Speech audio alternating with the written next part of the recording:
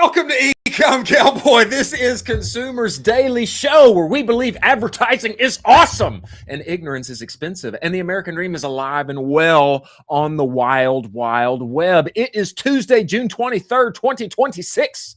Ladies and gentlemen, we're coming to you live and in living color from an undisclosed yet beautiful location hidden in the hills of Austin, Texas, the unofficial home of internet entrepreneurship. We're brought to you by Postscript Rocked After Sale, Axon by AppLovin, or should I just say AppLovin Ads, Proxima, Universal Ads, Rich Panel Intelligence, Northbeam, Seguno, and we got a jam-packed show for you today. There is an official investigation being had with Polymarket. A lot to say. A kerfuffle on the timeline with apparently some fake bets made and some ads run on top of that. We're going to dive into it. Instagram TV, more details here. They are definitely trying to take on YouTube in a concerted way, adding episodic content that you can watch on the largest screen in the house. Some CTV news. Universal Ads launching in the UK today, which means, oi, all of our English. I'm not going to do it. I'm not going to do it. I have been working on my English accent, but I'm not going to do it right now. And CeraVe has made Kevin Durant, the Durantula, the face of legs. We're going to be joined by Adam Paganelli, software AI systems engineer at Webaholics today. Kaylee Moore, writer extraordinaire upon the interwebs, and she, I would say, as of late, has kind of reinvented herself, and especially in this AEO era. She's going to be coming on the show. In addition to Kimmy Green, co-founder and CEO of Sam's List. A lot to get into today. As always, I'm joined by my partner in crime, Colin Doherty. Colin, get in here. Get inside of this show. Let's go, yo. Let's do it. New look for you today. A slightly bluer jacket, methinks, with a little yellow, or is that the same? What are we working with? This is a new look for you. We're just going crazy with it. You just have to have fun with it. You know what I mean? Hey, I will just point out, I'd like to point out here on the show, no shade at Polymarket, okay? But I'm just pointing out, this is not a Polymarket ticker that you see down here. This is a particle ticker, okay? And True. we have got knowledge happening every day down in this ticker that is completely new. Nobody else even has it. I mean, collabs, social, all the things that are happening up, down, week over week, revenue, et cetera. It's all happening down there. In addition to our illustrious partners with the show. I just wanted to point that out. We don't even talk about it, but there's all kind of news happening down here. We probably need to make a post about this every day and all the news that we're amalgamating down here. Don't you think? A nice little, yeah, absolutely. There's a nice little collab. Stio drops a reversible water collection. I love to hear it. Yeah, it's all down there, ladies and gentlemen. It's all fun. The current thing upon the timeline, Polymarket getting dinged here on some deceptive advertising, ? Wall Street Journal dropped this story yesterday. A lot of talk about it on the interwebs as of late. This post here from Neil Mehta, new investigation for the Wall Street Journal. Polymarket is paying scores of offshore clippers to quietly promote its international exchange in the U.S., though it's banned from letting Americans trade on the platform. I don't really get that. This is a piece like I don't understand. Polymarket made dummy websites. This part I do understand. Polymarket made dummy websites mirroring its real site, then paid creators to use the fake site and pretend to win thousands. Scroll down here, producer Jack, and show them this image. Yeah, zoom in on that. Okay, we see the news. We see the Wall Street Journal feature image here. If you see up here to the right, stay on this one. Okay, creators altered headlines, used outdated footage to imply they won bets, even when they often lost. Example, Polymarket paid Aiden Ross multi-millions to promote the site. If you notice here on the website, it's hard to see on this image, but the website that they were using to film these, it's Polymarket, but it's a different website. It's a dummy site. So it's POIY Market. So they flipped the L and the I. Wow. So they're making ads by showing like, look, I'm betting 100K on this video. It's and I made it. Ah! They're celebrating. So they have like all these college students and these apparently international creators who are, in addition to Aiden Ross, maybe, who have posted footage of them winning, celebrating, and actually didn't happen. Didn't happen. That's absurd. This is like basically fraud. This is actually fraud. This isn't like, oh, it is maybe fraud. This is actually fraud. That's I'm the gonna try to concern. That's the concern. I'm gonna try to go onto the site right now. I mean, I'm gonna try to I Nah. hate I hate to do this. I hate to like say like this is fraud. I hate to say that because I like to see everybody win. Polymarket, I've never used it. Okay. I think the prediction markets are interesting because a lot of times they're right. It seems like they run on insider trading, like insider knowledge, is my takeaway. I can't say that I'm an expert, but I do know that this is going to get you in trouble if this is the case. And people, hey, this happened. Look, we won. Woo! If there's no like, hey, like this didn't actually happen, then you're going to get in trouble with whatever entities are interested in such things. Not a good look for them. And terrible look. Terrible look. It's a terrible look. It's a terrible look. It's not a good look for them if this all happens to be true, which it seems like it does, but obviously it hasn't gone to the courts or anything. I think it's interesting what's happening right now culturally with Polymarket and what's going on with all of that. Like Chris and I talked before the show, the fact that they now have a Rick Rubin ad. It's kind of weird. It's like, are we at the very top now where Rick Rubin is making Polymarket ads? It's an interesting dichotomy. And I just think that at the end of the day, all of these prediction markets, which is in a sense just gambling, just with a prettier bow on it, is going to be a net negative for the end consumer. And we're really not talking about that because gambling addiction is super serious. There's like a whole 12-step program for it. And that's basically what this is, wrapped up in prettier lipstick. But we're excited about it because it's new technology. But that doesn't mean there's not devastating results as a result of the new technology. Yeah, I mean, I mean, it's gambling, Yeah. but it's probably gambling with the hypothesis, or maybe some knowledge that others don't have. Maybe it's better. Oh my gosh, maybe it's better than the craps table, is what I'm saying. Oh. For those who have studied, for those who know, but seems like gambling to me. I haven't been involved. There is a tweet from Tim Wheaton. Jack, I'd like to go to this article because he summarizes in total a number of things that the Wall Street Journal put out. In addition to, he's talking about the implications here because Polymarket is an official UFC prediction market partner.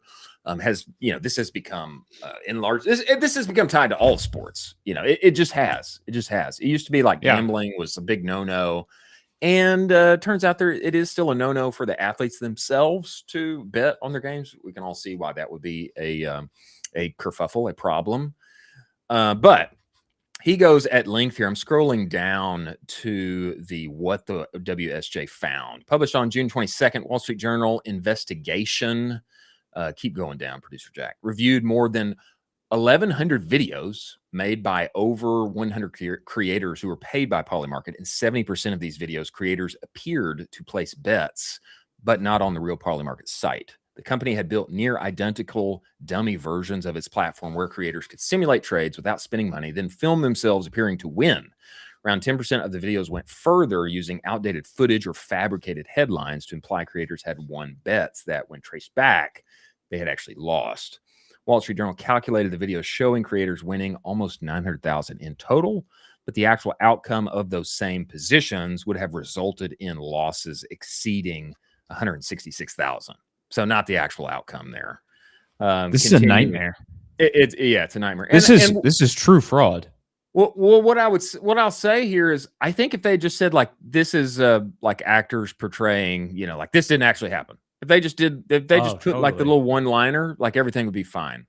Totally. But I completely agree with that. Yeah, where this gets into trouble is like people are seeing like, oh gosh, this college student just like me just made mega millions and I can do this too. And then there's no like, hey, by the way, this was an ad, this didn't actually happen, this was actor portrayal, etc. Yeah, that's where you get into the trouble. That's where you get into trouble. Campaign generated roughly 140 million views across major platforms. Most of that reach was engineered deliberately. A marketing contractor working with Polymarket recruited thousands of low-wage social media users to repost the creator videos from sock puppet accounts with no obvious connection to the brand. These, quote, clippers were instructed to avoid having Polymarket or Poly in their usernames to keep posts looking organic, and were only paid if at least 60% of their audience was US-based. Polymarket has been barred from offering its international platform to users since 2022. This is still like a piece I don't get. When it settled in enforcement action with the Commodity Futures Trading Commission for operating an unregistered derivatives exchange and paid 1.4 million civil penalty. Viral campaign, according to the Wall Street Journal, was specifically designed to build American awareness of a platform Americans were legally blocked from using. That's the piece that I don't understand. There's got to be like some American way of using this, right? Is there two different entities? Well, you can use a VPN and then basically just use it that way. Really? Yeah, you can just like kind of go through a different server. I think there's a really interesting piece of this is the clipping part where like you can either clip for good or bad. Like you need to be a good force if you're clipping, be like clavicular and clip for good, obviously. But like there's some dark forces that are being had here with clippers and how they're expanding reach and manufacturing virality. I mean, I don't know. The thing is, I think it's kind of sad to say this, but I don't think anything comes of this, which is kind of sad.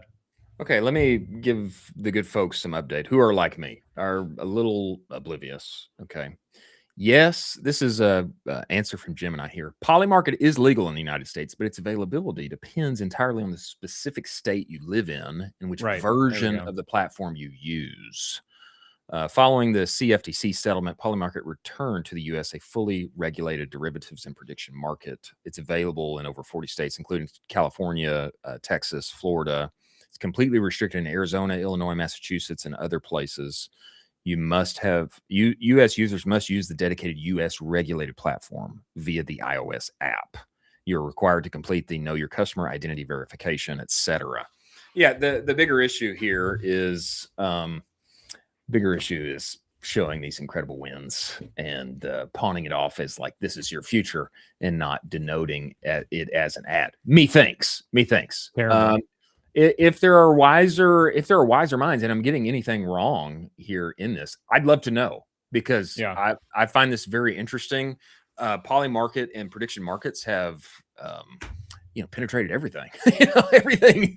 There's a market for everything now, and there's only more to come. So I find this very interesting, and it's especially noteworthy for those of us in consumer, in e-commerce. There are some ways to do this and some ways to not do this that can eventually get you in trouble. Of note, here's like the simple thing yesterday with DoorDash and T-Pain. That saga has continued. Yeah. We'll dig into it. It has. There's more developments that we'll dig into later in the show. But got to tag your ads.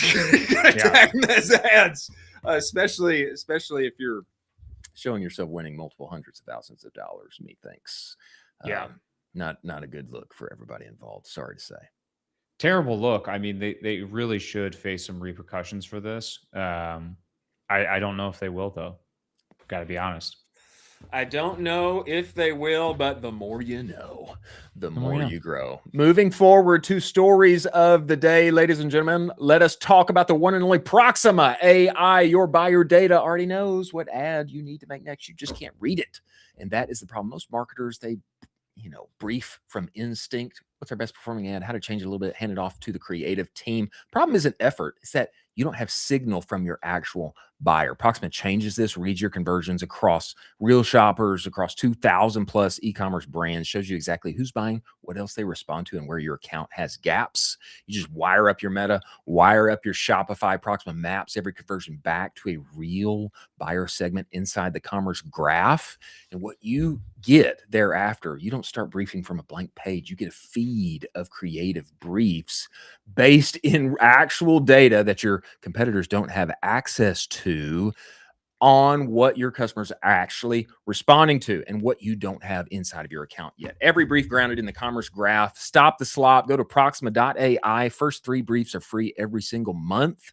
Stop the slop. Many thanks for Proxima being part of this show. Now, next here, some details on Instagram TV. It is a real thing. It is a real thing. It's getting bigger. As we denoted yesterday, I didn't even know that this existed. It does exist, and it's getting bigger now in all Samsung TVs. This is an article from Meta. More news from Meta also. They released some glasses. But some takeaways here and some details on what is happening. Of particular note for me on one point. Instagram for TV will now be available on Samsung TV. We're going to discuss this. Even more people can catch up on their favorite content on a bigger screen. Testing new features like channels organized around your interests. Casting reels. I'm not that interested in casting my reels. Pass. Or casting my stories. I'm not that interested on that. Pass. And more to make discovering and sharing easier. I think this would be interesting if you can share from your TV. That would be noteworthy for me. Exploring new formats too, like episodic series and live on TV. Those are the 2 things that I find interesting here. Episodic series, live on TV, which we aim to roll out soon. Go, sir. Well, there was an interesting idea that I had over the weekend. It's just kind of tangential. It's not really on the nose for this. But when you dive into a Netflix show, you're fully just locked into looking at the play button, and then it's basically subtitles. There's no really option for shareability there. I'm really shocked that they haven't done something like that. Yeah. Because there is this like, I just watched this amazing Netflix show. Let me share it to my, Facebook, and then your, Facebook and whatever is connected to your Netflix account. And like, there's the ability to share right on your feed. I'm so shocked that one of these streaming devices, one of these streaming programs hasn't figured out how to do this as part of the viral hook and the viral loop. I think sharing is a really massive piece. It is. And I think it's really, really interesting, the fact that like they're going to be rolling this into kind of how they're going to position themselves against YouTube. YouTube is a behemoth. YouTube is no joke. They're a behemoth. They have massive creators. I love YouTube. I think YouTube's incredible. You can basically learn any skill on the internet on YouTube if you really want to. Yeah. And I love this. I love that they're focusing on horizontal and longer form content. And I also just think this is going to be great for inventory's sake. I think this is going to be really good for inventory's sake for ads. Think about this on the sharing piece. Think about you're posted up. I'm using Apple TV. Okay. And I'm watching my episodic content on Instagram, or maybe it was a live stream, and I'm watching it on my TV. And then I want to share that mug. We all know that Instagram is basically it's built for, hey, this was funny. Watch this. That's what it's for. It's the DMs. Exactly. Everything goes down in the DMs. So think about this. I'm watching it on said TV. I hit the share button. My 5 friends that I'm constantly sharing stuff with or interact with most often, who comes up. I select who I want to send it to. And then I just drop them a little voice note. Beep, beep, beep, beep. With the Apple TV, you can talk. Hey, this was hilarious. Watch this. Beep, beep, beep. Whatever. That's how you do your voice notes? Yeah, that basically. Beep, beep, beep, beep, beep, beep, beep, beep, beep, beep, beep. I think that would be, I think that could be juicy. Or maybe I talk and it, translates this into text, whatever. I think that could be very interesting. And alongside this, some more details on the longer form creator content episodic series live on TV. Scroll down here, Producer Jack, to exploring new formats for the living room. I'm going to start reading here. Yeah, keep scrolling down. Exploring new formats for the living room. Watching on TV is different from watching on a phone. It is. I don't want to cast my reels. Okay. As we continue to learn from our community, we're exploring more formats built for the living room and aim to start rolling them out soon. Good point that you made. More inventory for all of us in terms of advertising. Here are some of the formats we're exploring: longer form creator content that enables creators to tell deeper stories and build stronger connections with their audience through longer form video on TV. Give me 30 minutes. Give me 15. Give me 20. Give me 30. Give me an hour. Love this. I'm here for it. Episodic series that unfold across multiple episodes, building on viewing behaviors we've already seen on Instagram mobile app. Love. Give me more. Want this. Yeah. Live on TV, which brings live creator experiences to the big screen and creates new opportunities for people to watch and participate together in real time. We do have a live show. I would say right now, live on Instagram doesn't feel like a priority. That's just my take.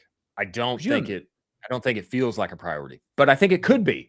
It could be a much better place to discover live content than, say, Twitch is right now, which the one and only Colin Landforce came on here and made a point like Twitch as a platform, in his view, horrible to like find people, discover people, like find them again, like know when something is happening. Maybe IG could step in here and bring live streaming in a richer, more followed, more interactive way for the television. Perhaps. I think this would be interesting. I don't feel like live is a priority for them right now, but could be.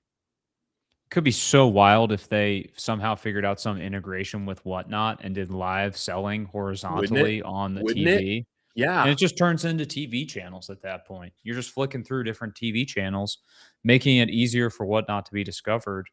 IG is famously good at just cloning stuff. So I wouldn't be surprised if they decided to just do a Whatnot clone and just made a QVC version. And just made live social selling on TV easy, super easy. Make Instagram the new QVC. Why not? Done. Not Whatnot, but why not? You know what I'm saying? I think there's something there, especially depending on how much they are prioritizing their push onto the largest screen in the house. Secondly, of note here, Meta Glasses have released a bunch of new frames and formats, and they look very nice. I'd like to bring up this video here, producer Jack, for us to watch. Just give us sound on. Let's play this thing and get the update on the newest place for us to put our ads on people's eyeballs. Hey Meta, play my music. Hey Meta. Hey Meta. Hey Meta, which one of these is Jupiter? Hey Meta, start auto capture. Hey Meta. Te lo posso dare. Start live translation. Oh Lisa. Hey babe, what's up? Hey Meta, message Steven. I got like 87 balloons. Hey Meta, take a video.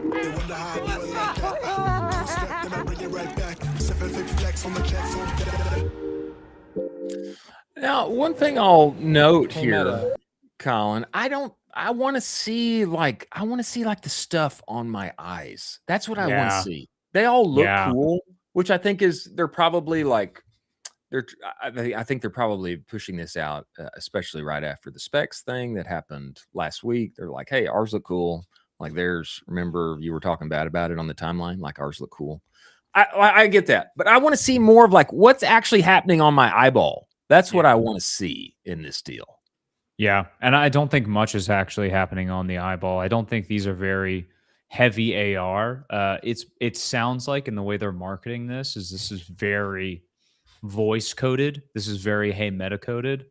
I still think it's really cool. I'd love a little bit more AR functionality. I do love the fact that they push for this entire commercial. Very humans connecting with humans, how we can connect with humans. It's not like, hey, AI, blah, blah, blah. This is super powerful. We're going to drain your data center type of framing. It is very, very interesting. And I think that their capacity to launch new product is pretty sizable at this point because of how much cash they now have on hand after shutting down the metaverse. They could really make some quality inroads here. I think of note here that was not talked about in this video. I'm not sure why. They are partnering with Essilor Luxottica Yeah, to of course. introduce these new frames and Yeah. such. I didn't see that in the video. Maybe I missed that. Maybe it's not that important to them for the video. Yeah, that's just the brands of the glasses, and it's just like it's the fact that they're going to have 26 new different Yeah. styles of glasses, and so it's really there's a case to be made where like there's a style for every single person for the type of glasses you wear. Uh, let me say here too, though, one of these or some of these 26 new styles and colors and shapes and frames, etc., including prescription, blah, blah, blah. Of note here, at least some of these are done by Kylie Jenner. And I Huge. didn't see Kylie. I didn't see Kylie in the video. And Huge. I think that was something that maybe they could have played up a little more here. Yeah. Probably just throw some Meta glasses on her and have her talk for about 15 seconds. And it might move the needle a little more. I think we're missing that. I think that would have been good to involve here more than just by Kylie. Meta glasses by Kylie. We want to see Kylie and see her wearing them. I think that could have pushed the awareness and the movement here a little bit. I totally agree. Yeah, I totally agree with you on that. I think they're probably going to be releasing some content from her momentarily. My guess is just going to be a one-off piece of content. But this initial launch really was kind of focused on the entire functionality and not just a Kylie close-up, really. So interesting. 8 hours of battery. A few highlights here. Meta AI at your fingertips. Crystal clear audio. I'm talking about the features here. You can scroll down, Producer Jack. Advanced multi-mic array, capture and share, privacy first, power through your day, on the go charging case. I want to know about how I can advertise on them, but very interesting to say the least. And congratulations to Zuck for rolling these things out. And I hope that we get more and better glasses and that they eventually replace the phone. That is my sincere hope. yeah, I hope so too. That's my goal. I don't want any more phone. I don't want to deal with the phone. I don't want to deal with the phone at all. Shades. Just shades. Give me the shades, and I choose when I'm available. I put the shades on. I'm available. I can see. I hear the dings. My face vibrates when you text me. Whatever. I don't want to deal with the phone. I don't want to deal with the phone anymore. Yeah, I like that. Face vibrating. Fine for me. Also, let me put ads on people's eyeballs. Next, little CTV news here. Universal Ads launches in the UK. Oi! Little bit of advertising on the telly. I'm trying. Terrible, dude. You got an English accent? Do you got an English accent somewhere in there? I could pull it out of my bag if you just let me get into it. I could try to get it in there. I gotta feel it out. I gotta feel it out. Introduce this. I mean, we're live. You have to do it now. That's the point. Can't just. That's like it's like when people go up to a comedian and they're like, "Be funny, man. All right, be funny." Man. I don't know if I'm kind of digging into Aussie here. All right then. All right, a little bit of advertising on the tech. Grow me D2C brand up into the right. Get off the telly. Get off the search and social. Push it up on the telly, man. On the Sky TV, on the BBC. Sky TV. I think it's a thing of beauty, man. It's a thing of beauty. That's pretty good. I'm just channeling like Mick Jagger and like how he would talk. Be like, oh yeah, like I love that. No, it's so good. No, it's so good. It's so good. Yes. When I was in a band, we used to watch the telly all the time before shows. And we would love it. Yeah, man. Yeah. It's a little Austin Powers for me. Yeah. Man. Now you've turned into Austin Powers. Maybe I've turned into Austin Powers. Universal Ads now live in the UK. First self-serve TV ads platform uniting Channel 4, ITV, and Sky UK, bringing premium TV into one place and easy to activate as paid social. Let's play the video for the good people of the British Isles. Okay, Producer big Jack. news if you're a new to TV advertiser in the UK. Universal Ads is officially live, and it's the first self-serve TV ads platform in the UK, bringing together Channel 4, ITV and Sky, making TV buying a whole lot simpler. For the first time, small and medium-sized businesses can run one campaign across Channel 4 sales, ITV Media and Sky Media, all from one single platform. That means no fragmentation, no complicated buying process. We've already seen strong momentum in the US, and we've now built this specifically for the UK market. And that means things like clearcast workflows, local currency, and how TV buying actually works here. This isn't a US product that's been dropped into the UK. It was made for UK advertisers from day one. At its core, our goal is simple. We want to make TV buying feel as easy as social. And none of this happens without collaboration. Comcast, Sky, Channel 4 and ITV have been building this together, leveraging their deep expertise in the UK TV market and shaping every single part of this platform. So if you're a brand that's already scaled on paid social and you're thinking about what's next, this is your way to go bigger. Reach new audiences on the biggest screen in your house with Universal Ads today. Yeah, I have never been to the British Isles. I've never been to jolly old England. My people do come from there that I'm aware of, somewhere, back in my lineage, but I have never been myself. I've watched BBC a little bit. Producer Jack has spent some time there, and I would think Channel 4, ITV, Sky UK, big deal. I see Sky UK all the time, but I think the premise here is the same in the States. This thing's more expensive every day. Meta's more expensive every day. Why not get your stuff on the biggest screen in the house for what a lot of times turns out to be like 3 times cheaper? It makes all the sense in the world, and make it simple for me. Like, don't hide fees like behind, like somewhere hidden in there, which has been like the classic pain point for CTV in the past. This seems to be same thing here. We're doing premium streaming, we're doing linear. It's in the UK, and methinks they're continuing to go global and beyond. Yeah, I was in Universal Ads this morning, messing around on a fun little side project, and the UI is unbelievably easy. It's unbelievable how easy it is to kind of get through and get campaign launched in under minutes. And so they are probably just going to be bringing that exactly to the UK.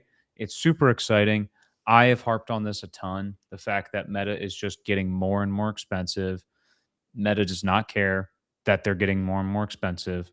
They are just going to be hammering those CPMs up, and they're going to get bigger. You need to diversify out. You need to go into new channels. You need to be focusing on new creative and actually focusing on trying to spread out the diversity of spend. And that's how you survive, I think, in 2026. I was teeing up Producer Jack to have something to say here, because she, of the three of us, I believe she is the only one that has been there in the British Isles, and I'm intensely watching our chat right now, and she's not typing. She's not typing. She's furious. I'm continuing to delay here because I thought that she would have some, yes, this is awesome, Producer Jack. Well, I don't know what's happened to her, but I hope she is okay. Congrats to the Universal Ads team for making this happen in the UK. Methinks there is more to come, and it's time to rethink TV. Get your dollars on the biggest screen in the house. Last story of the day, CeraVe has made the Durantula the face of legs. The quote, face of legs. Okay, CeraVe's Kevin Durant campaign. I think it's hilarious, number one, that they have made him the face of legs. The guy's got, he actually, we were at UT at the same time. He was playing basketball. I was playing football at the time. And I remember him. Yeah. No. You met him? I don't think we ever met and hung out in person. I mean, we were in the same rooms, I don't think we ever. Really? I don't think we ever dapped it up or anything. Damn, that's crazy. Why wouldn't you do that? I mean, I had my own stuff going on, bro. It's like 6 a.m. workouts, I had my own, such a miss though. I had my own thing going on. At the time, he was just like another 5-star recruit. It's like, oh, cool, we got a 5-star. That's such a good point. Here, Yeah. He wasn't generational Hall of Famer, top 5 scorer of all time yet. He was just cool, like the guy from Maryland that's really tall and got the long legs. Now he is what he is, everybody knows. And CeraVe has made him the face of legs, the brand's, quote, new face of legs, and apparently doing very well. 43% sales lift. Bananas. Crazy. Okay. A few details on this. Earlier this year, skincare brand CeraVe declared Kevin Durant to be the new face of legs. Nike is also loving Kevin Durant right now. Everybody does. To be the new face of legs in a campaign that riffed on a 2021 viral post from former NBA player Isaiah Thomas about Durant's long and apparently dry limbs. Durant kicked off the campaign with a video responding to the post. Good, little green screen action. And its replies on X, a platform where he's long been active and has developed a reputation for clapping back. Next time you take a matter into your own hands, make sure it's lotion, Durant reads in the video. That's actually pretty funny. I don't have a reply to that.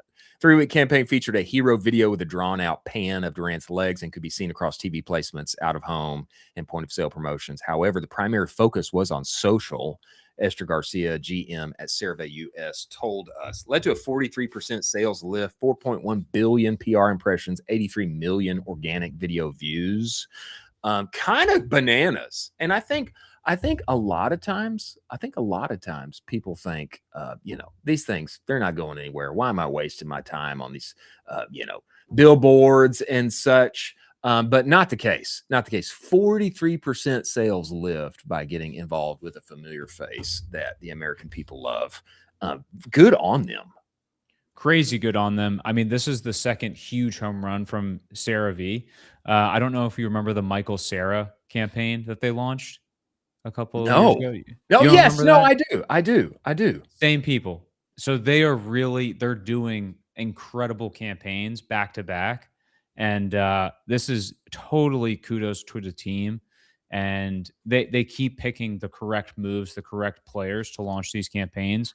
Really exciting to see. I believe coming inside the show, we have not only Adam Paganelli, but Steve. I believe both of them are here. Whoa. Incredible. Of Webaholics lore, doing some very interesting things on the internet that we need to get their view and their sauce on before they come inside of the show. Ladies and gentlemen, let us talk about the one and only Northbeam. If you're in your ads manager all day long, you know the problem. Every platform takes credit. Every dashboard tells a different story. Meta says this, TikTok says that. Your Shopify dash says you made this much, you spent that much. Sometimes it's hard to know which dashboard and which ad platform is telling the truth. Northbeam fixes this with their own proprietary data, starting from the actual purchase and rebuilding the customer journey from real orders, real clicks, real verified ad views. Then they push that measurement back into the ad platform so your optimization runs on what's actually driving your revenue, not what the platforms assume is driving your revenue. Start measuring what was previously unmeasurable. Visit northbeam.io to book your demo today. Many thanks for Northbeam being part of this show. Now, we have the men themselves of Webaholics coming inside of this show. I must say, a great name. An incredible name. An incredible name. Webaholics.ai, AI marketing agency, fully automated, all of the things. We need the sauce. Gentlemen, let us welcome the one and only Adam and Steve of Webaholics. Gentlemen, get inside of this show. Get in here. Let's go. Clap? I don't know. Where's our clap? Producer Jack. Come on. We got to bring him back out. We got to try this again. We got to bring him back. We got to bring him back out. We got to try this again. Come on. We must welcome inside of the show the one and only Adam and Steve of Webaholics.ai. Gentlemen, get inside the show. Get in here. Let's go. Hey, guys. Gentlemen, how are we doing? Appreciate you making the time to join us. Doing great. Thanks for having us. Yeah, absolutely. Where are you right now? I feel like we're in the Caribbean somewhere with a beautiful we're ocean out on the breeze. lake house, enjoying the view. Wow. Beautiful. I'm slightly jealous, gentlemen. Yes. I feel like we should be there as well. We would have put the camera around, but there's a fire right now, so it's nothing but smoke behind us. Oh my. Well, my gosh. I hope you stay safe. Are we going to make it? Please. Yeah, we're good so far. Just brush fire. Okay. We might have to leave in the middle of the call. Okay. Well, if you do, we don't blame you, gentlemen. I would love for you guys just to back it up a little bit and tell everybody what you are doing at Webaholics, when I hear build and run your growth with AI, it gets me excited, gets my spidey senses tingling. But tell everybody what you're doing in total and how things are going over there. Yeah, I mean, things are going really well. We started about 10 years ago doing digital marketing and development. And then one day a client was like, if you're so good at what you do, why don't you do it yourself? So we started doing everything ourselves, started our own e-commerce business, scaled that up to about 10 million a year.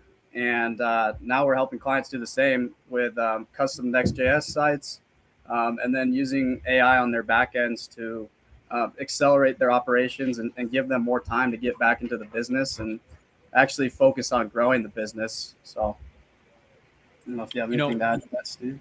No, that was perfect, Adam. It's definitely practice what you preach.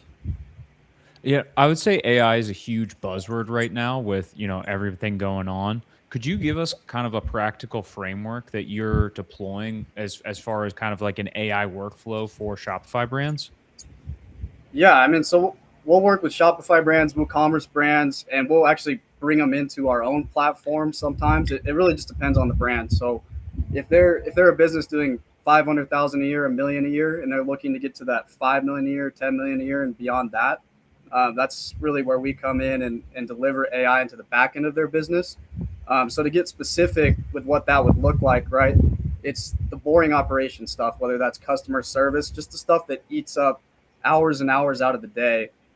We're buying back that time through implementing AI customer service solutions, AI data solutions, to automate that boring operations side of the business, and then allow those founders to get back into the marketing side and focus on what it really means to be a business owner, right? Like developing their product line, increasing their sales. So that would be the main thing on the back end. On the front end, we're using AI every day. I mean, we use Claude Code, Codex to really accelerate our development process. I mean, a $50,000 to $100,000 custom e-commerce solution of 10 years ago, now we can wipe out in 3 weeks and deliver a really custom product that performs greatly. I mean, we switched over our own site about 6 months ago to our custom e-commerce platform, and it's just made a huge difference. I mean, we switched off of Shopify. Nothing wrong with Shopify. Again, I mean, for some brands it does great, but when it comes to a large catalog, I mean, we have over 50,000 SKUs on our own site. Yeah. So managing all that data. Yeah, definitely. I think the owner of NVIDIA said it best himself back in the early days of AI. It's just about making the workplace and development natural, like just human language, So we started WordPress and WooCommerce and even Shopify.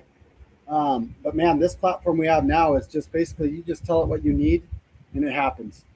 So I mean, right now Adam's working on splitting up shipping templates from all the DCs across the nation to make sure when somebody orders something that it's coming from a distribution center right next to them. So just kind of like keeping us in tune with Amazon level infrastructure of fulfillment with a 5-person team, So that's crazy.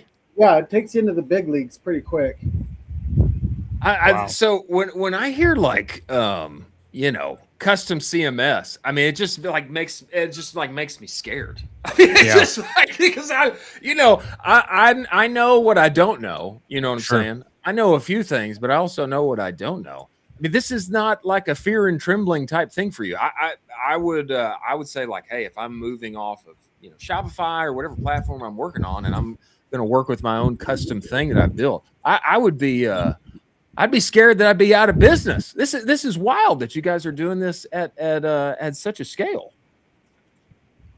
Yeah, I mean, there's definitely a learning curve. I mean, we've been doing it for about 5 years now, so the first year of developing this platform, or the first couple of years, were really challenging, especially before we had AI. But now that we're using AI, it's kind of given our small team some confidence to go after these bigger problems, and like Steve said, just turn the business back to natural language. So yeah, I mean, it can be intimidating, but I think the big goal of that is after you get through that first month of that transition, is things become so seamless and just enjoyable to run your business. So yeah, that's a good way to put it. But it definitely brought the fun back into the workplace. I mean, there's problems like that one I described. That would have took 2 months at a standstill to get that done. And now it's like just 2 minutes to get it going, another 2 hours to get it all planned out, and the next day we're implementing version 1. So it's some pretty serious stuff what you can do with it. Could you, I mean, you guys teased this a little bit, the fact that one of your brands has over 50,000 SKUs. Could you dive more into what this brand is and how you guys are building it out in 2026? Yeah, absolutely. It's a power sports brand. We sell parts and accessories for ATVs, UTVs, motorcycles, and now marine and automotive. But we started with, back in the early days, just an Excel sheet and a calculator, and we were just crunching listings onto all the different sales channels and our own site. And we were doing probably 10,000 a month, but I mean, that was full-time, night and day data entry. And now we can do what I just described there in mere minutes. So we have over 2 million. Honestly, it probably could be closer to 3 or 4 million at this point, because I've been saying 2 million for a couple months now. 2 million listings on the internet. Wow. So we're power involved right now. And that's the kind of numbers that we, on the D-Zone team, I want to say we have 5 or 6 people that run that full time. It used to take 10 or 12. Now it takes 5 or 6, and it's effortless. I mean, we used to scramble 6, 7 p.m. in the afternoon just to get through a Monday. Monday's now done at 10 or 11. And then you're just kind of getting ready for Tuesday up until 2 p.m. And then you're checked out after that. We're thinking about what we could add to the business venture from 2 to 5. Or we're hitting the golf course like we did today. Now I know. Now I know why you're at the lake house and on the golf course, because you're optimized. Yeah, you're optimized. What is it? This is Tuesday. This is the middle of Tuesday. Wow. That's crazy. That's crazy. And man, especially something that's like so SKU heavy. I mean, that is wild, gentlemen. Tell me this. In this kind of new AI forward fandangled era of e-commerce that we're in, I know a big piece of this conversation is, showing up in search, or the new form of search, AEO, GEO, etc. I mean, talk to me about what you guys do in the form of that. I would imagine if you're optimized to the hilt on your operations, I would imagine you've got some piece over here too about just being more discoverable inside of the various chats we're all using. 100%. I mean, that one just kind of happened one day.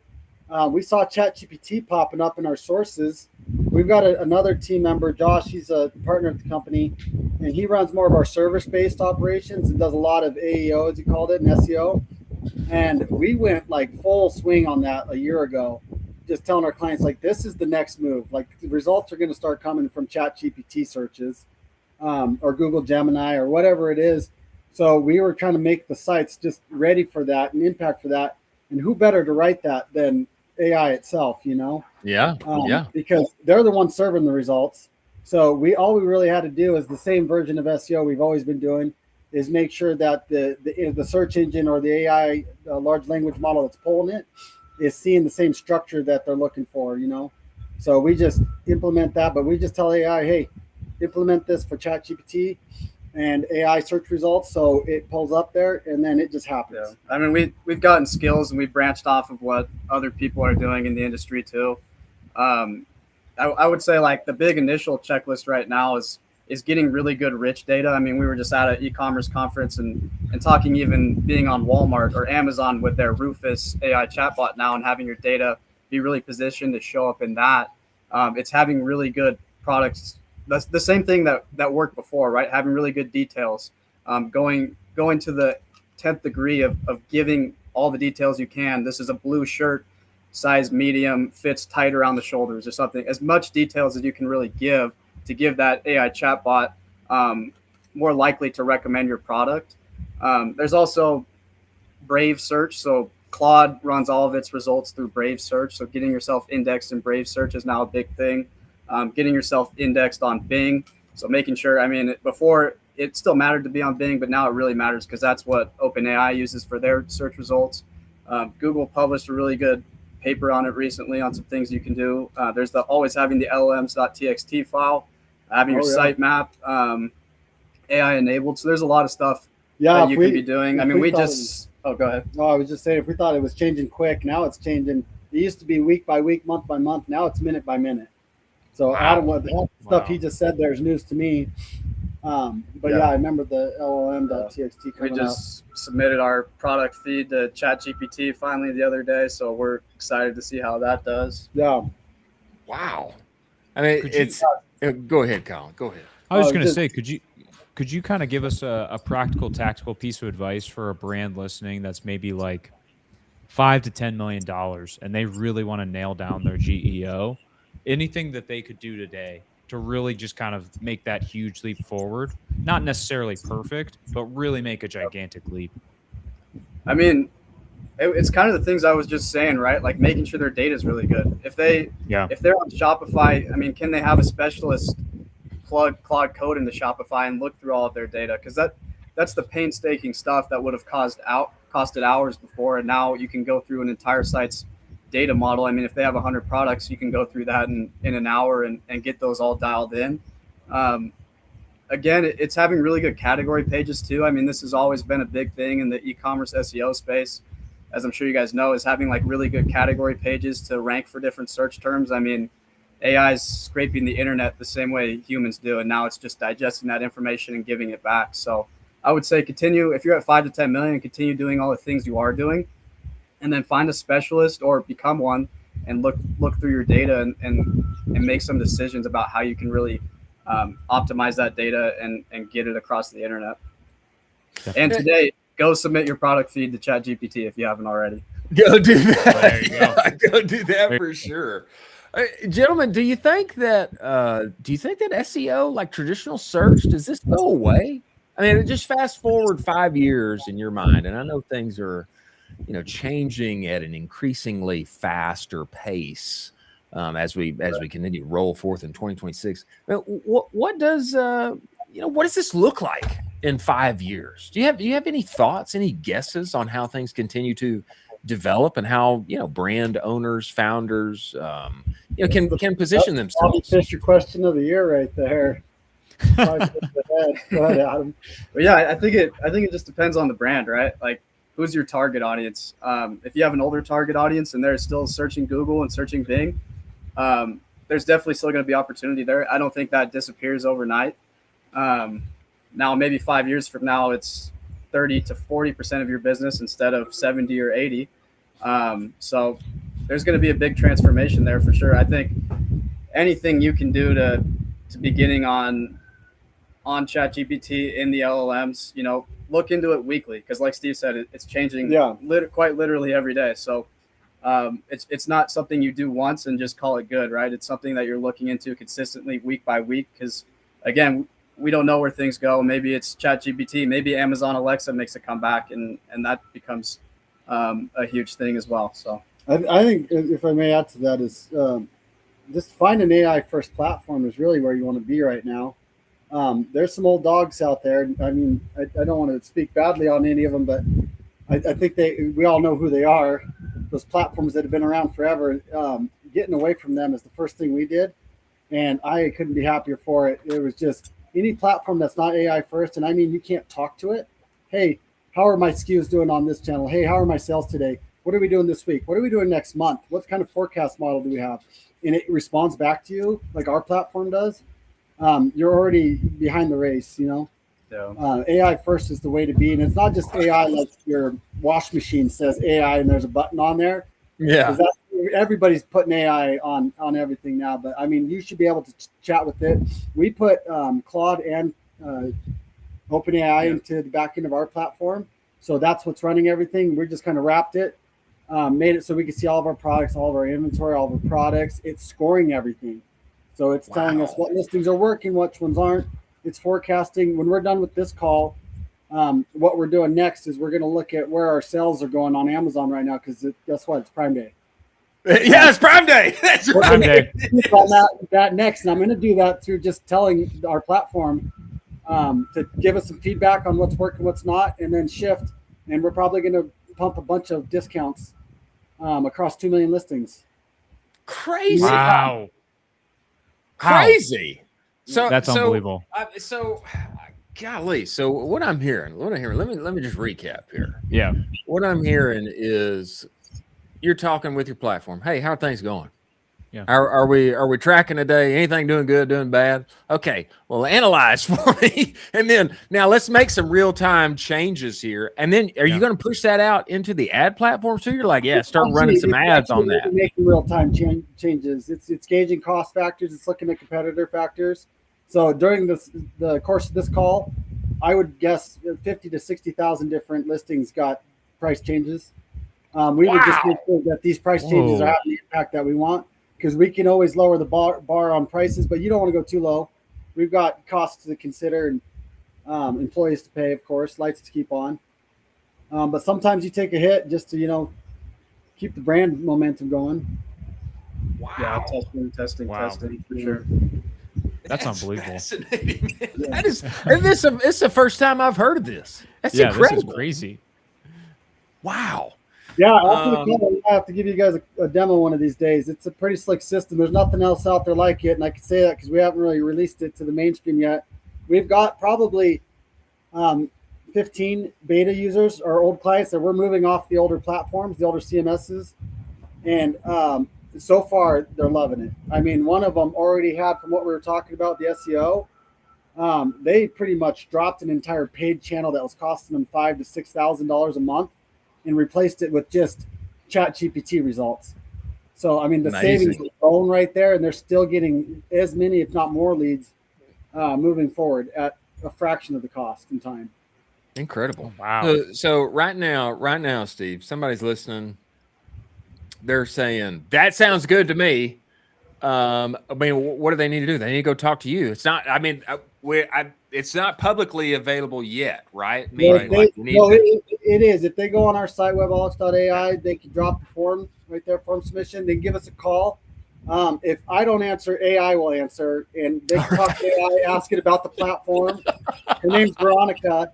It was the name of an old family pet from back in the day. And it'll tell you about the platform. It'll schedule a call. It'll do whatever it needs to do to get you guys set up with Webaholics. I think what we need to do at some point here is we need to call and have Veronica answer. And we need a demo like talking with Veronica, because this sounds great. It sounds great. I mean, I've seen commercials about this, Bland and other people who are doing this. That's so interesting, man. Wow. Incredible. Well, bold moves on you guys' side. And man, it looks like not only is it paying off for your clients, but paying off for yourselves as well. Yeah. Well, I think what I'll say is I wouldn't mind being a part of the Tuesday golf range club. Yeah, we'll take the invite next time. I think, we need to somehow figure out how to wrap this show up earlier. And then we'll be out there with you, I think. Yeah. To cut through it, 9 holes to get here, so we got 9 more to go. Let's go. Incredible. Well, gentlemen, man, we appreciate you guys making the time to join us. Everybody go check this out at webaholics.ai.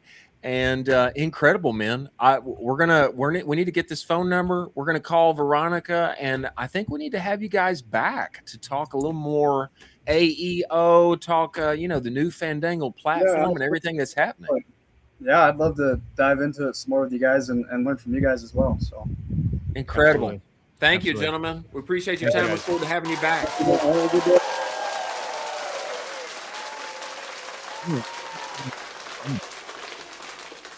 Who knew? They're dialed. They're dialed. During that call, they said they're going to update 60,000 listings for Amazon Prime Day. 60,000 listings during that call. Just bing, during bing, the bing, call. Bing, bing, bing, bing, done, updated. Crazy. And that I find this very bold. Like I would be scared. I'd be scared out of my mind. I would be scared out of my mind to move off. To move off of Shopify. I would be frightened. It's crazy to me that they're doing this with like 2 million listings. It's wild.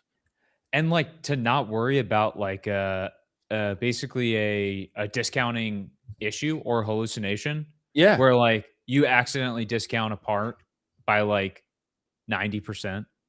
And it's like You know, it's Wild. like, oh my gosh, like that's a nightmare. So they've probably put guardrails in place and they figured it out. But that is the next frontier. That's pretty wild.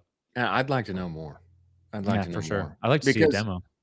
essentially, like what he's talking about, like I just talked to the thing and it talks back to me like, hey, how are we progressing like toward forecasts? Like, what's our numbers look like? What are our competitors doing on Prime Day? Like, how should we manipulate our numbers up, down, left, Yeah. right? Tell me what's going on. Like that. I think that's what we all want.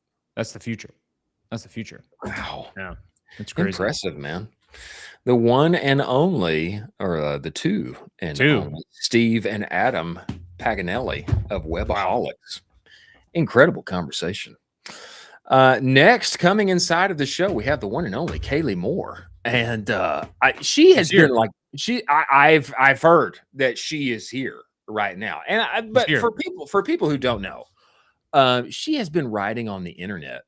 I mean, from OG days. She's been like involved in e-commerce, been involved in SaaS and software. Like she's been in our circles like forever. I have known of her on the internet like for always since I've been on Twitter before it was the one and only X.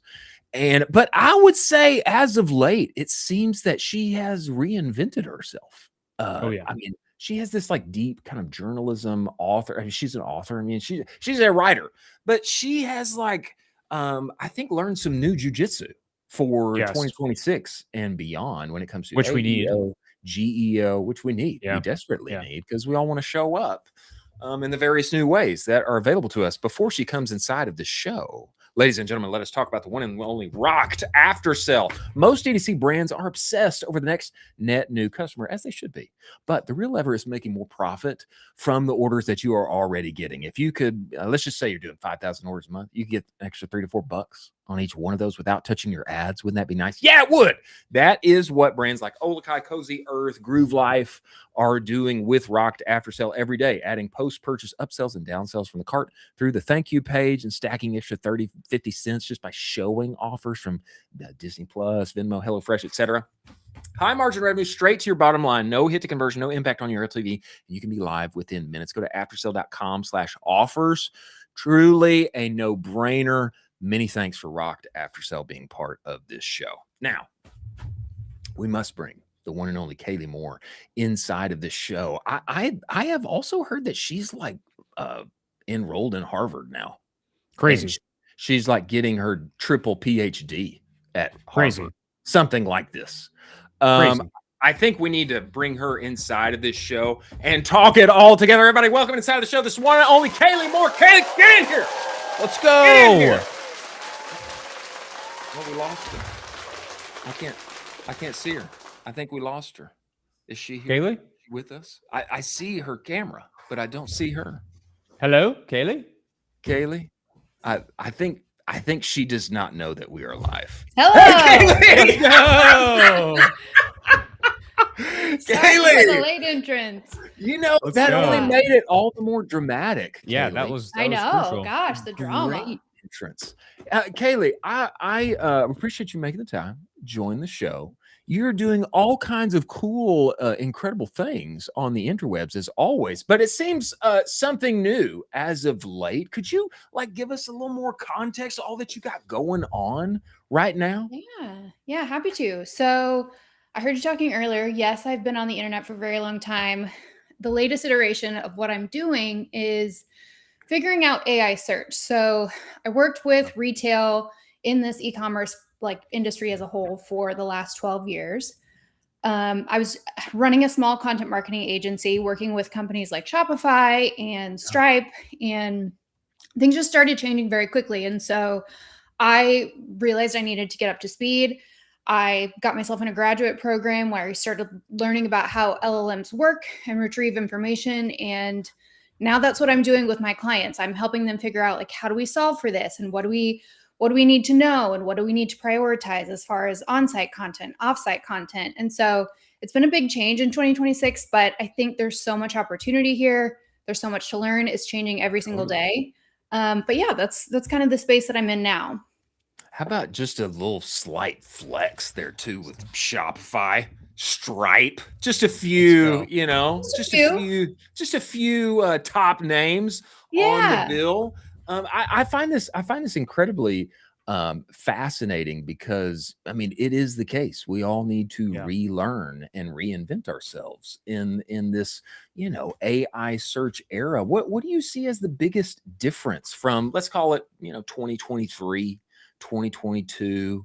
You know, old school, like I'm optimizing for SEO, I'm putting out great content that everybody loves. What's the biggest difference that you see from then until Yeah. now, Kaylee? That's a good question. That is kind of the question, right?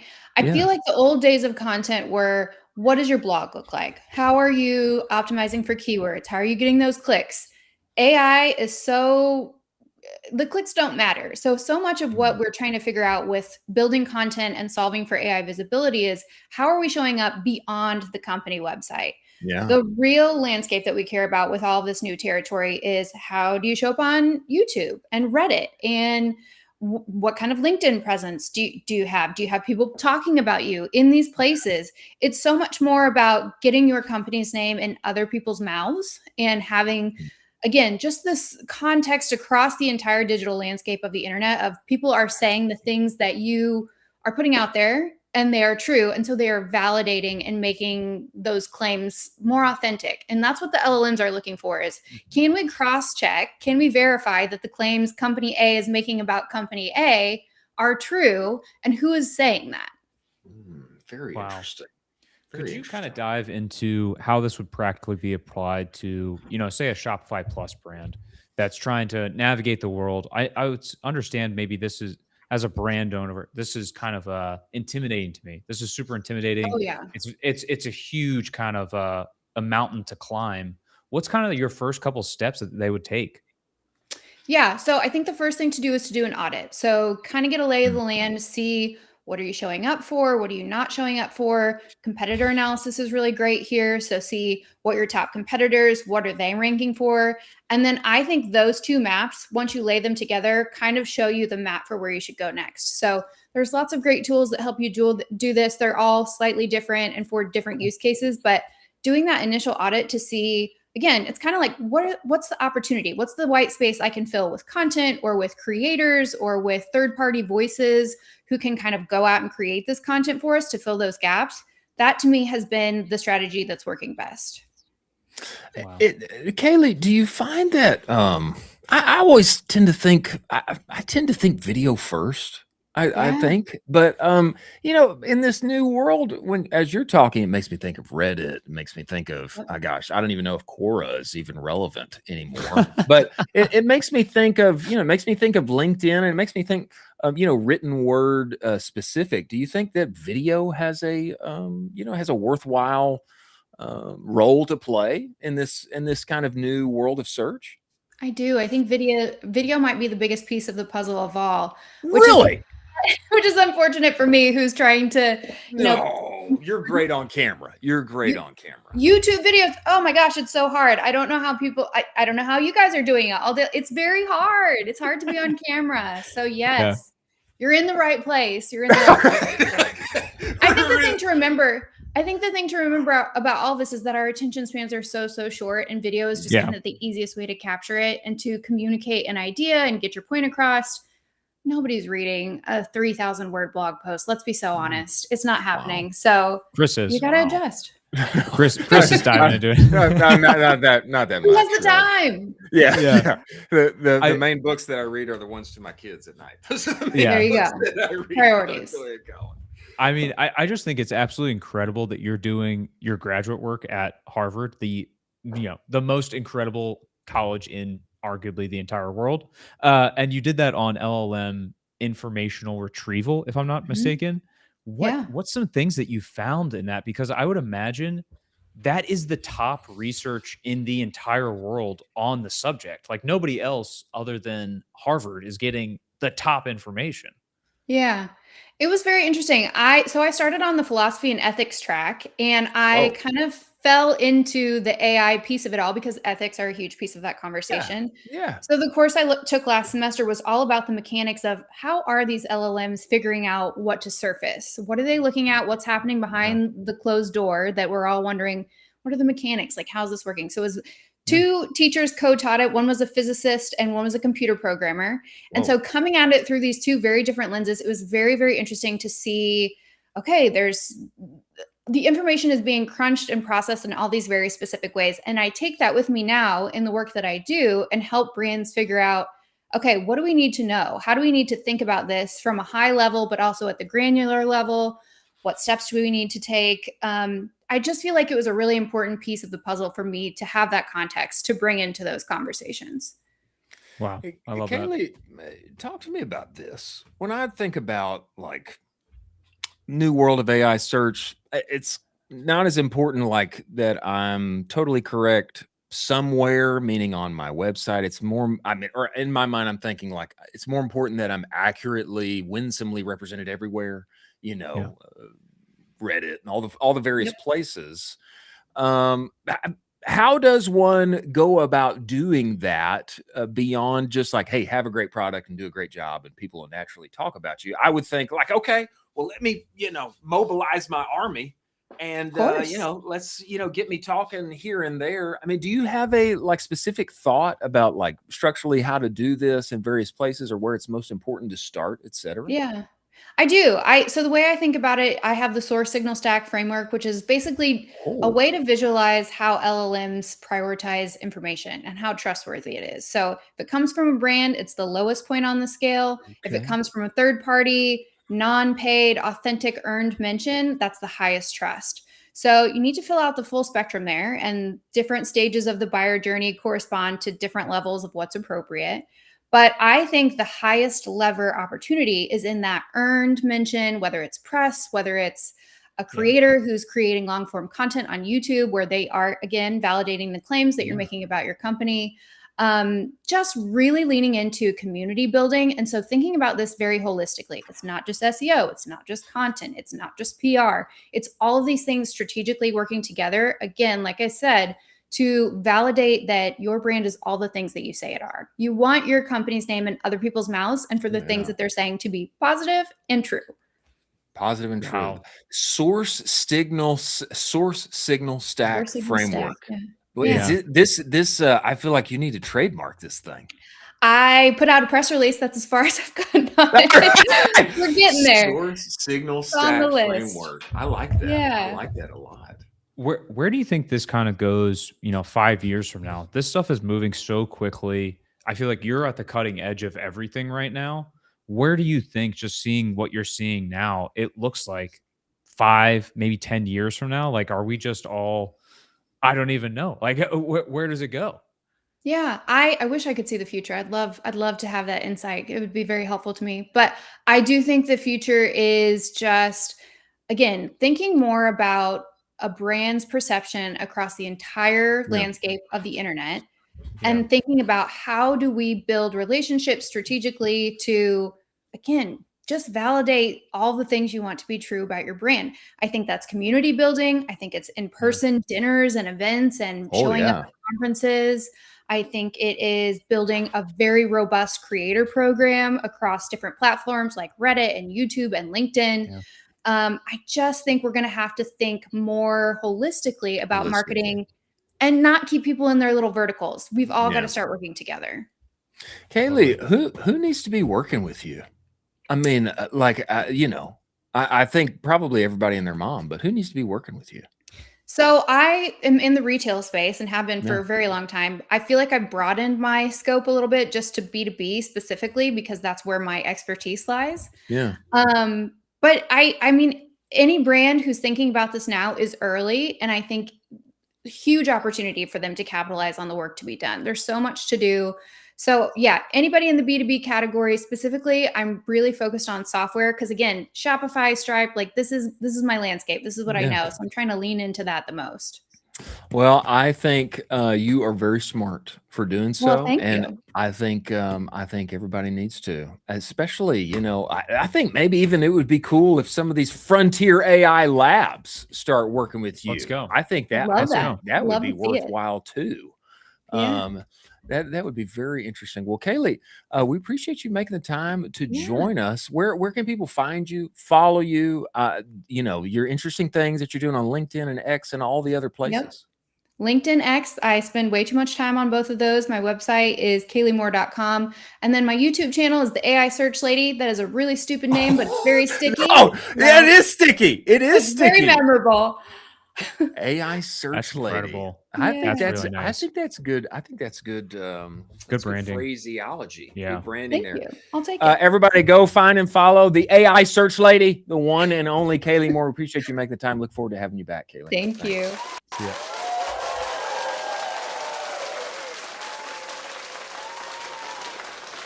Community, ladies and gentlemen, community, hardest layer to fake. Got to It show is. up everywhere. The winsome, positive source signal stack framework. I find that Really very interesting. I'd like to hear more from her on that. Really, Yeah, really good breakdown there, and I think she's so on point with the fact that you got to be thinking more than just one channel for brands and software companies. It's got to be the whole enchilada. You got to be thinking about Reddit. You got to be thinking about everything. How your brand is appearing in the whole thing. Holistic. Exactly. Yeah, it's kind of like years ago when advertising got a little more expensive than everybody was used to on Meta and other places. And everybody kind of realized, like, I need to have like a really good business now. I can't just have like meta arbitrage. You know, I need to think about this thing holistically, about my contribution margin, about my OpEx, I need to think about all of this. And now even more relevant in the realm of search as it continues to evolve, like how am I represented, not just on a vertical, but everywhere on the internet? Not just Super like crucial. somewhere. Am I accurately representing myself, what we do, what we're experts at on my blog, but how am I represented and talked about everywhere by people who are not me? Very interesting.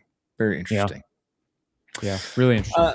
Moving forward here, ladies and gentlemen, to our lightning round on our way. Let us talk about the one and only Rich Panel. Your CX team is buried in repeat tickets that are costing you money, refunds, order tracking, subscription cancellations, etc. Rich Panel is the AI help desk that fixes this massive headache, automates 70 to 80% of your interactions. You're only responsible for the exceptions. Your team of Rich Panel AI agents has got you on the rest end to end. If you're paying $2 to $10 per ticket, you need to see what 30 cents feels like. Rich cut their cost per ticket by 70%, save $500,000 by making the switch. Migration takes less than 2 weeks. Your CSAT score is bound to go up, and 50% autonomous resolution in 30 days guaranteed, or your money back. Go to richpanel.com, book your demo today. Many thanks for the one and only Rich Panel being part of this show. Now, moving forward to our lightning round here, Colin Doherty. Colin, one shot Doherty. The DoorDash and T-Pain saga continues. Let's see. Update here from Jack Appleby, who we covered yesterday. Jack had this to say, and now T-Pain is using hashtag DoorDash partner in his follow-up tweets.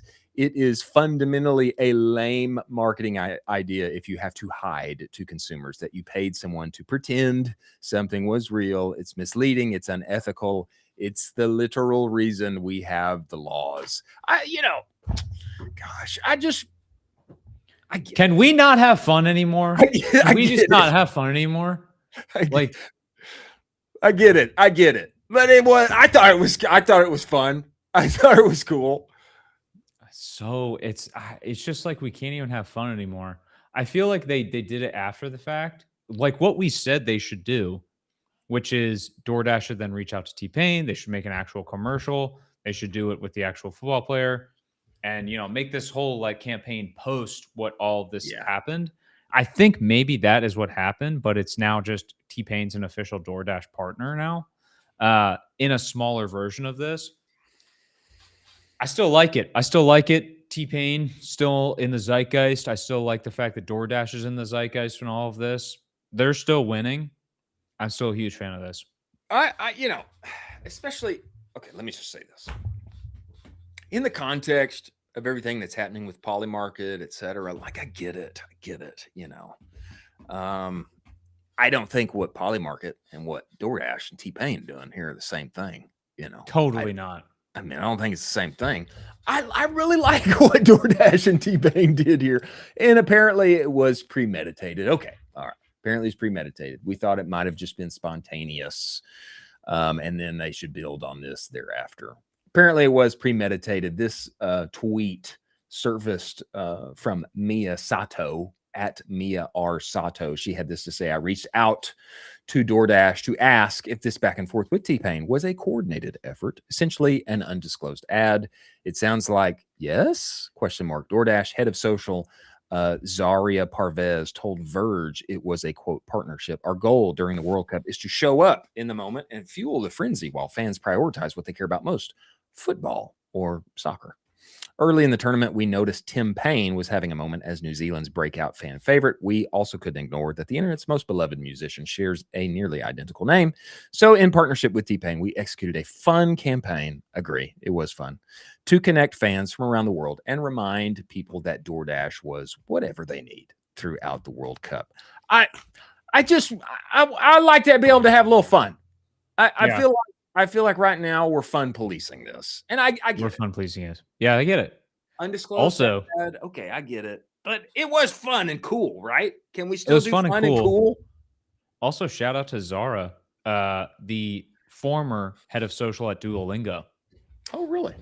So she is responsible for the entire rise of Duolingo. Wow. And then she moved over to DoorDash, and she's bringing clearly some of those creative ideas here. This is a creative idea. We always talk about on the show, you have to strike while the iron is hot. You have to strike while something is in the zeitgeist. We got to stop being like the fun police about this. It's not that big a deal. It's like not that huge of a campaign. It's like a 2-day thing. Are we being hypocrites right now? This is the question I'm asking, because I totally agree. I don't think so. But I think Jack and Mia and some others might say you're being a hypocrite. It's an undisclosed ad. I'm just bringing it up. Maybe I am being a hypocrite. I think though, like, can't we have a little fun? I don't think this would be the same if it was, hey, T-Pain, #ad, #DoorDash partner. Yeah. It's like so different. It's like so different, Yeah. And maybe that's the point. It's like, yeah, well, I don't know. It just feels so much less fun. It's so much less fun. I understand that there are laws in place, but I also think that there is and I'm sure that lawyers will hate this. I think there is a degree of severity for what you have for this. And this is like the far, far end of the degree where it's like a little deet. It's not that exciting. Maybe Rob would be furious. Rob would be furious, perhaps. Yeah. Yeah. He'd be like, this is black and white. There's no cutting this. This is illegal. Can't we just have a little fun though? It's the World Cup. That's America 250. Come on. It's a little fun. Just a little fun. A little fun would be nice. Next tweet here from the one and only Jason. He said, we need a threads on X, or maybe a thread is what he meant.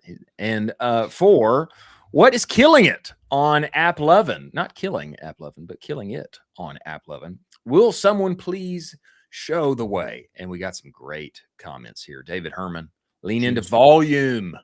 Make sure creatives are more than 50 seconds. Problem solution hooks. Kill it. I've seen the same myself personally. 6 likes on that, by the way. So clearly that is actually working very well. Clearly validated. 6 likes. Yeah. Also, David Herman is David Herman. I mean, yeah. It's so funny that that is a validating niche within our niche, where it's like that guy commented 10 likes. Boom. That's bars, because people are using that. Ben Raddick says more ads, eye-catching. I feel as though it hits people with shorter attention spans than normal. Miranda Pettinger, who we've had on the show, David had on the show as well. Yeah. Long educational videos. And I think this is underestimated. This is a great part about AppLovin, is that you can have long educational videos that people will actually watch. That's the crazy thing. Okay. Long educational videos, problem solution, authentic UGC, voiceovers with quality footage of the product, in-card testing. Don't underestimate the in-card. In-card testing, just as important as the video. And Jonathan Drake here had some important things to say. Looks like he replied to your post about it a year ago. Dana Peters, one of the only ones who posted screenshots about actual spend. Dana Peters had this to say: "It works. When it doesn't, it's due to inadequate creative." Yeah, this Couple was like bucks. this was about a year ago. Couple Spending bucks just there. a few bucks, $332,000 in ad spend on the way Look at the up. comparison. Look at the comparison with way. Meta, though. Look at the comparison. Meta on the way down, nearly on its way up to being equal to an ad spend for Meta. Yeah, that was a year ago. Wow. Crazy. Crazy. We keep telling you guys, gosh, we just keep saying it on the show. You need to have viable channels that are outside of Meta. Look at this spend. Look at this spend diversity right here. This is crazy. You know what brand wasn't felt hard or too heavy? This brand when Meta went down. Yeah. That one right Probably so. there. Probably so. Because they're diversified out. And it's just, that is totally the future. It's great to see this. It's great to see the community supporting and giving some practical advice on how to get things up and to the right on AppLovin. And it's just great to see. This is the core of our community. And what I will say too here, maybe not so insane, maybe very sane to be diversifying oneself in this way, especially when a billion potential customers and only 3,000 advertisers on the platform. Arby's moment is and now. They just opened up to all advertisers today or yesterday. Or I think today. Something like this. Something like that. It's fully open now. It's fully open. Yeah. It's soon, if not. No excuse. No excuse. Get on there now. Next in our lightning round, Roman Khan had this to say, and fair to ask Such this a good question. point. He said the reason D2C excess, he's a D2C user. I'm a DTC user. Immediately can't trust it, dude. I can't. It's Roman. It's Roman Khan. It is. Roman's a legend. I'm just kidding. But D2C guys are wild. That's a crazy one. Another one that we don't see very often, but I have seen is B2C. I've seen this. Oh my gosh. As of late. But anyway, reason D2C exits are so bad right now for non-recurring revenue brands, something that you have talked about. 30 to 40% of your P&L goes to advertising. The same advertising companies trade at 16x. Why would I pay for an illiquid small ecom brand with a less than 20% OCF? What's OCF mean here? I'm exposing myself. What's he mean I'm here? exposing myself too. I don't even know what OCF meaning. Operating cash flow. Thank you, Google. Why would I expose myself? I pulled up Orthodox Christian Fellowship. Right. Why would I pay for an illiquid small ecom brand with less than 20% operating cash flow when I can buy Meta stock? It's a fair point. Yeah, it's really fair. Even with the inflated CapEx, the operating cash flow profile will be vastly better than 90% plus of D2C brands out there. Yeah, it's a fair point. Roman Khan, you have any thoughts on this, Colin Doherty? The entire statement is in that first sentence right there. For non-reoccurring revenue businesses, the future of e-commerce is reoccurring revenue businesses. I harp on it because this was my Nostradamus call. This is the future of e-commerce. It is in the reoccurring revenue model where e-commerce businesses have to then be valuated at software multiples. That's the only way out. And that Roman is diving right into that, where like, what are you buying if you're not reoccurring revenue? If you're not a subscription, it's like, am I buying inventory? Am I buying the brand? Like it's a very kind of like weird place right now because COGS are so expensive, because media buying is so expensive. It's a very interesting place to play, but reoccurring revenue saves you because it gives you that predictable cash flow and kind of puts it back into the business to be more evaluated as software. Get yourself some LTV and get yourself some reoccurring revenue, ladies and gentlemen. Moving forward, it is Prime Day. It's Prime Day. It's Prime Day. I didn't even realize it was Prime It's like Day. So crazy that we're like in this. We're in the thick of it, and they did such a bad job at being like, Prime Day. It's today. Am I not on Amazon enough? I don't know. I'm on Amazon a lot. I feel like I'm on Amazon a lot. I did not know that it is Prime Day, but it is Prime Day, and we are going to surface as chosen by illustrious hosts here, Kyle and Doherty. We're going to surface I got some some of the deals. best deals, DEALZ, baby, deals Let's on go. Prime Day.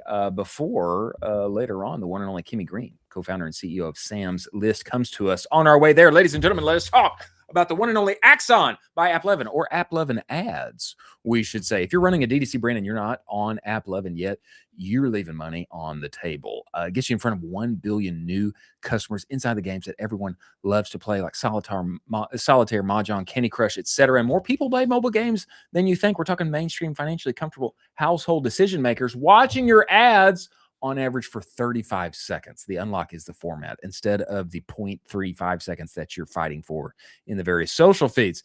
And it converts, okay, 80% of purchases happen within an hour of the click. Get going in less than an hour. Spend up to 100K per day in less than a week. Miranda Pettinger was on this show detailing her own experience on this. Wayfair, Dr. Squatch, your favorite brands are there. You should get in now before your competitors do. Go to axon.ai/en/ecom cowboy.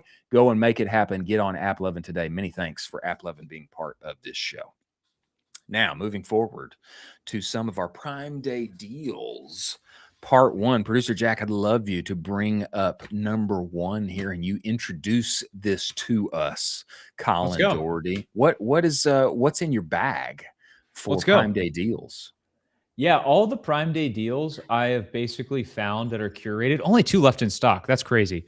That are either 50 to 60% off of just Prime Day today. So this is a Samsonite, 2 Samsonite Omni, 2 luggage. So this is a 2-piece set. Originally, I believe, it's around $380. Now it's going for $230. Originally, That's it was significant. $190. Originally, it was $190. This has changed. Originally, it was $190. It's so it was down to $190. Yeah, it was down to $190. So like, we missed out. Well, yeah. So like the guys we just had on the show are bidding these up as the inventory is running scarce. There's only 2 left of these. Oh! If you go to some of the other colors here, actually the like the red color or copper color is $185. The green, lime green color is $185. Whoa, look at this one. The gray one is $128. Crazy. The red one's $121. That's down from like $400 to wow, that's kind of bananas. Yeah, 2-piece set. 2-piece set, Samsonite, really like notable brand. This is a great buy. People must not buy the maroon one very much because it's 69% off. 69% off. Sizable. That's a sizable discount there. For $121, you can have 2 Samsonite hard-shelled luggage. That's crazy. That's a good deal. That's a good deal. Look at those reviews too. All right, what are our reviews looking like here? We're 4.4. Yeah, 4.4 on like 2,000 reviews. Love to see it. Love to see it. Next here, the Aura Ring apparently is on significant discount. Producer Jack, can you bring up the Aura Ring? The Aura Ring 4. Yeah, 50%, basically a 58% discount. $259. This was originally at a 50% discount, so this got juiced up a little more since the beginning of the show. Aura Ring 4, new one. You can grab it here. Super awesome. It's originally $500, $260 now. Would you go ceramic or would you go metallic? I've had one before. I did ceramic. I think ceramic seems a little cooler to me. I probably would go ceramic. Yeah. Oh, it got scuffed up. Well, it happens. I try not to track my health. Maybe I should. There you go. But I don't want to hear that I've got bad performance. You know what I mean? Maybe I'm ignorance is bliss in that potentially in that instance. Next, Blink video doorbell. You like crazy, dude? 60% off, $20, and you get a video doorbell. That's a pretty juicy deal, man. That's pretty awesome. Just for the fact that like this is a super simple 2-year battery life. Plop it on your front door. just for the fact that it's there in your front door is a little intimidating to quote unquote would-be burglars and like anybody. Like just for the presence alone is great to have there. And guess what? You get that peace of mind for $20. Let me just ask this. Does this hurt at all? I would imagine like Prime Day rolls around. Let's say I'm an Amazon heavy brand. I know I've got a discount to the moon to like move some inventory. Maybe it doesn't hurt. Maybe it's just like, let's blow this stuff out and get stuff we don't want out of inventory so we don't pay additional fees. But I would imagine it hurts a little bit to discount something 60% or 69%. It would hurt me a little bit. I wouldn't. I would just look at it basically as new customer cost of acquisition. And then if I'm a smart marketer in 2026, I'm working on upselling to a larger LTV on the back end of all their other products. Blink doesn't just have a video doorbell. They have a whole suite of other products that they can now upsell you because you have your customer data.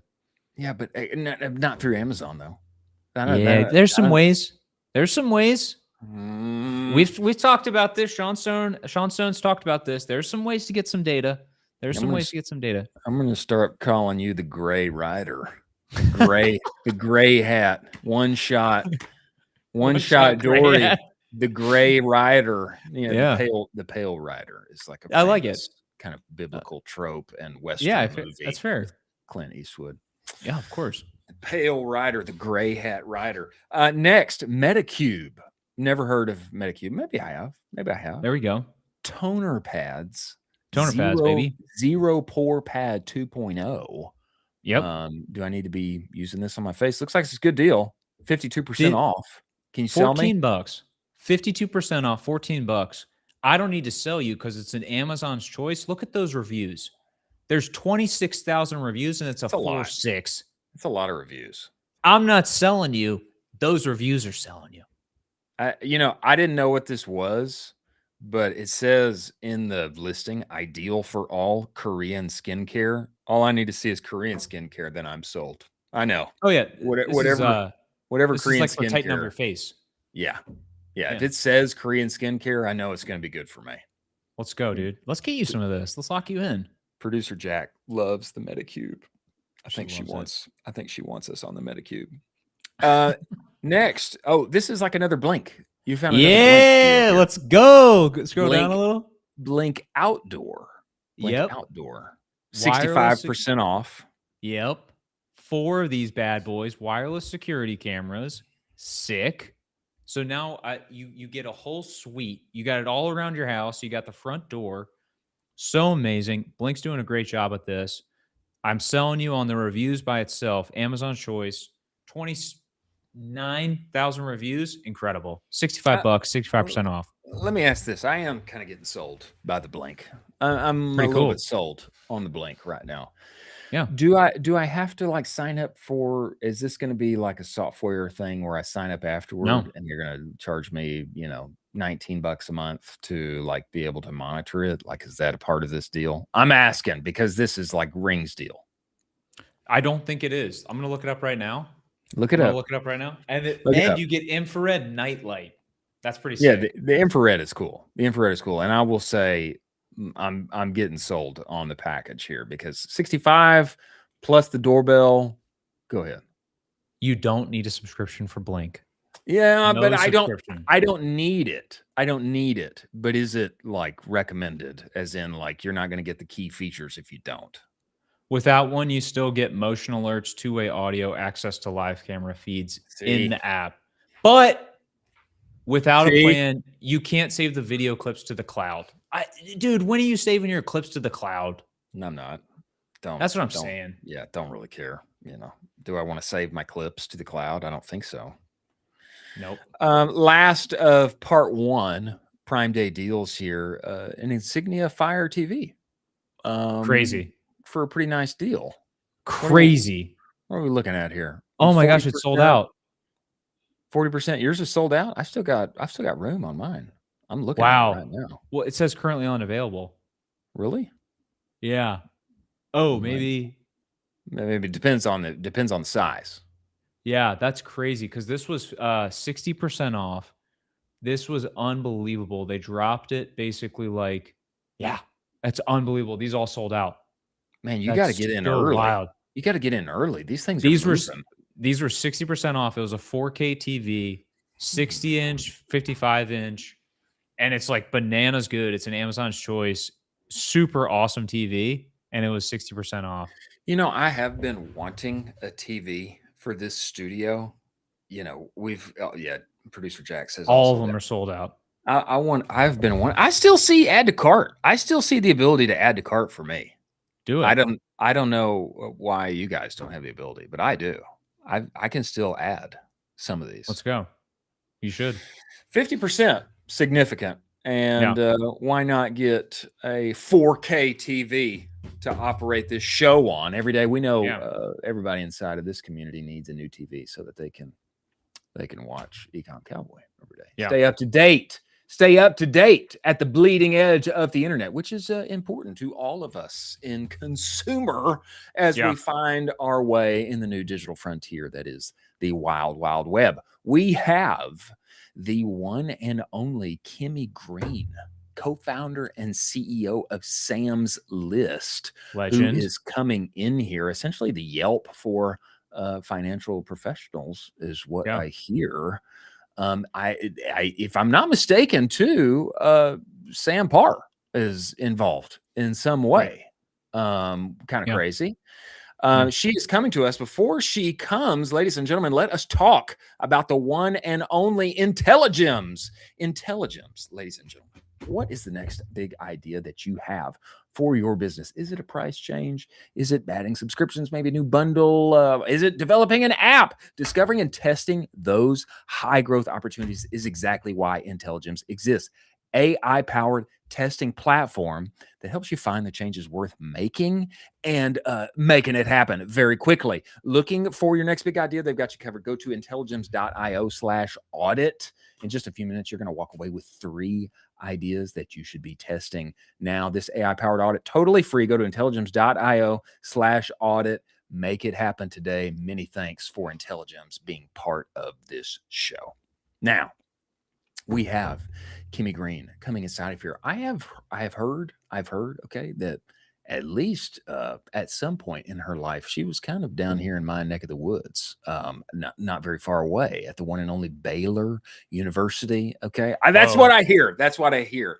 It made me like her more already than all of the impressive things that she is doing at Sam's List. And I'd like to hear the story of her path and how she has got here and is continuing to grow this thing up and to the right. We all know that we need financial help. Everybody in consumer does. We must bring her inside this show. Everybody, welcome the one and only Kimmy Green, co-founder and CEO. What's up, guys? Hey, Kimmy, welcome to the show. We appreciate you making the time to join us. This is one of my top 3 new things I've done since becoming a founder. This is the coolest thing I've ever done. All right, great. We love that. We love that. Let's Kimmy. go. We attempt to do our best for people like you because there's at least one place on the internet where entrepreneurs should be celebrated and what they are doing in all the ways to win on the internet today.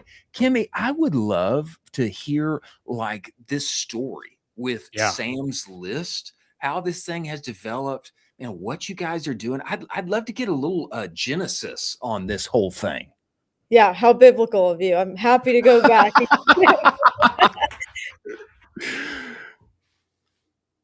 Oh, did we lose her? We lost her a little bit.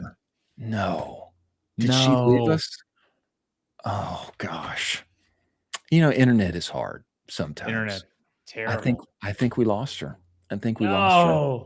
Jack, we'll try to bring her back in, though. We'll try to bring her back in. She's back! She's back! She's back! Kimmy, we lost you, but you have returned. I don't think I'd like that joke. Anyways, so I'm not saying anything else. I wanted to tell you before I gave you the origin story. My sister might have been a cheerleader at UT when you were there. Really? Oh, that's incredible. Whoa. That's incredible. Games. I graduated 2009. I'm dating myself here. Was she there at the time? Yeah, she was there. We probably knew each other. That's wild. Knew the That's legendary wild. Chris Hall. The legendary Chris Hall. Oh I had my a few. gosh. I had a few more pounds back then. I no beard. So Oh. she may not recognize me if she Yeah. saw me today. But wow, Fun fact small for you. world. I'm gonna ask her. I'm gonna send her this clip, and I'm gonna ask her, Please. "Hey, for this Ecomm Cowboy guy." Yeah. Please. We need to make that reconnection if that's the case. Tell us about Sam's List and how this came to be, Kimmy. Yeah. Yeah. So similar to how I found you guys, Sam, the host of My First Million here, he posted on Twitter after he was a little frustrated with his accountant, and he was like, hey, he obviously is a high net worth individual, serial entrepreneur. And he was like, who has an accountant that they like? And tell me why, like explicitly tell me why. And as someone with over 300,000 followers, it resulted in like hundreds and hundreds of recommendations from people tagging their accountant or linking them, tagging their website. And he's like, wait, this is helpful, but I'm still in the same boat of not knowing who to reach out to. So once those replies were coming in, he just texted me out of the blue and was like, hey, what do you think about a platform that's like the Yelp for CPAs? And that was the entire concept at the time. We didn't know if it would become anything. Sam's obviously not an accountant. There's actually a third co-founder that people often forget about named Joe. Unfortunately, he's not an accountant either. And I'm not. No, it's his background, but I'm horrible at accounting and finance. So anyways, the three of us just cold called and emailed every single person who had been recommended to us. And we were like, hey, we're thinking of starting pretty much the Yelp for CPAs. You have some people have like dozens of reviews in the comments section. So they were off to like a really strong start. Wow. Others had like one or two. And we just told them it's a half-baked idea, but the people in this field are always looking for ways to get their name out there and acquire their ideal clients. So that's what we did. And thankfully, almost every single person mentioned in that thread ended up becoming a Sam's List customer, whether or not they're paying us, but they were one of the first. Incredible. I would absolutely love for you to dive more into this. I'm super fascinated by this because I have found my accountant like 6 years ago and she's a gem and I will never leave her. And I'm like, you are the best person in the entire world. You save my life every day. Could you talk about what kind of attributes that you have found through honestly cold DMing 100+ amazing accountants that are how are the best accountants working with the best high net worth individuals? What are those attributes? Often, specifically for the ones on Sam's List, they've either been in your shoes before or they only work with someone like you. Overwhelmingly, like the ones who I'm hearing the highest like pleasantries for, it's from someone that's actually qualified to speak to and understand whatever it is you're going through. So if you're going through an exit and you want someone to help you through that, they've been in that before themselves, or they've spent the last like anywhere from 2 to 10 years helping people with their exact same situation. So it's like that relatability factor that I'm finding resonates the most with people using our site. But on the flip side, what was really unique about how we were approaching Sam's List and what I really try to emphasize to everyone who signs up, even though it's ignored like 70% of the time, all of these people are like, yes, I'm on this site. I want to get as many people as I can. Sam Parr has the richest audience in the world. I want his audience. It's like, you're actually doing yourself a disservice because if someone just wrote a scathing review about something ecom related, but we have these firms who will say they work with high net worth, ultra net worth people, ecom founders, or people in the e-commerce industry. And if someone reaches out to you and they get on a call and you tell them like, oh, well, we accept people like you, but we don't have anyone that works like you, it really irritates people so much. And I've heard about it. We had a guy who just sold a company for over $100 million and he put ultra net worth individual on his intake form and he reached out to a company, but then he messaged me on the side. He was like, hey, I just want to let you know, I never ended up getting on this call because on their Sam's List page, it said that they worked with ultra net worth individuals, but on their website, it has no mention of that whatsoever. I don't want to be their wealthiest client. Similarly, for the negative ecom review someone just got this month, this person agreed to work with an accounting firm because they said they worked with ecom companies.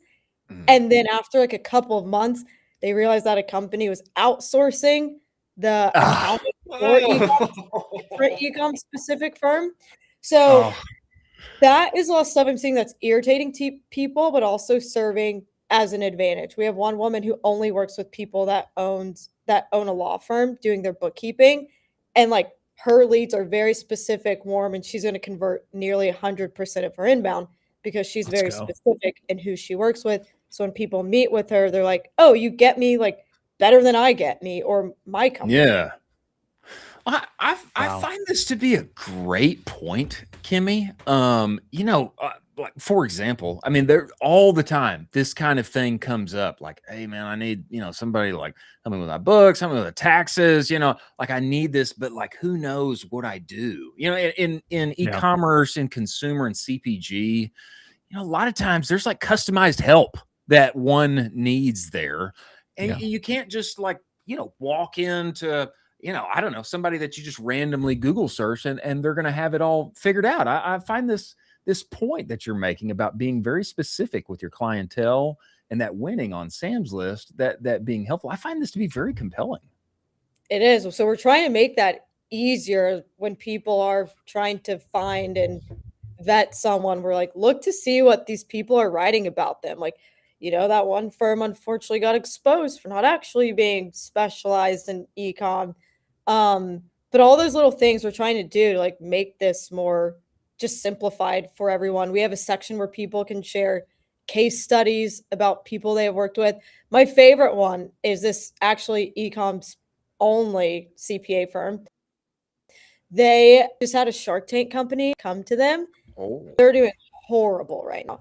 They're doing horrible, but they're still lost. They like reached out to this company, and the owner at the time was just told them, "You guys are screwed. You should have come to us earlier." But they were just working with a generalist bookkeeper.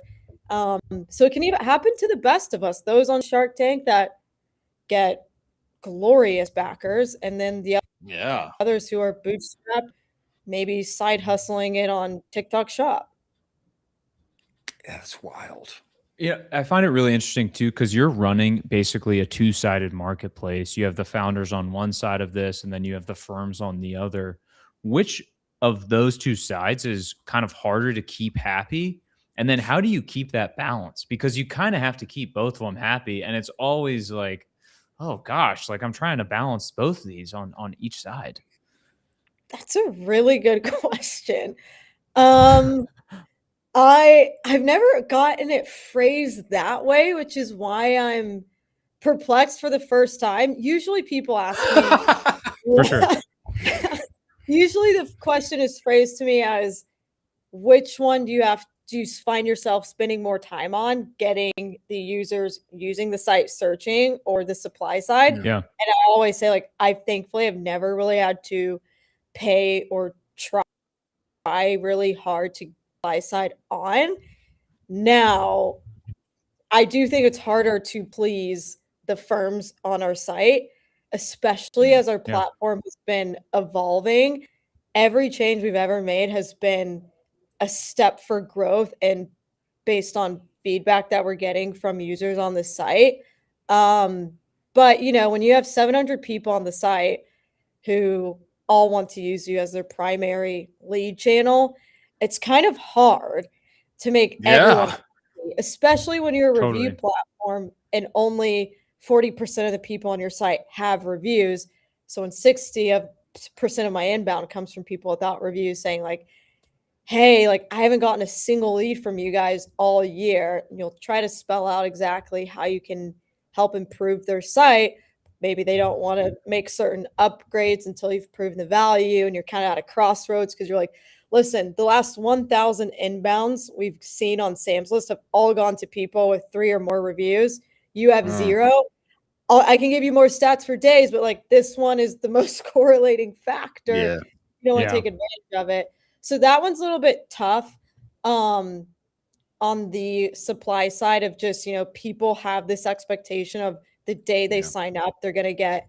I just got a text during this call actually from someone saying, hey, I've been on your site for 2 weeks now. What can I do to start getting some leads? I'm like, please give it some time. It's been 2 weeks. It's like you're dating someone. You're expecting to get married after 2 weeks of meeting them. It's like, Yeah. no, I haven't even kissed you yet, or whatever. Yeah, exactly. I That's totally totally get fair. that. Yeah. Tell me this, Kimmy. I find this such an interesting concept. On the one hand, because like I don't know where people find like good financial help. Like I don't know where people find them. Like I know my uncle. My uncle, he's been in this forever, and he's who I use, and of course I trust my uncle, etc. But if somebody like you guys didn't exist, and I needed exactly what you have, like my other source is Colin.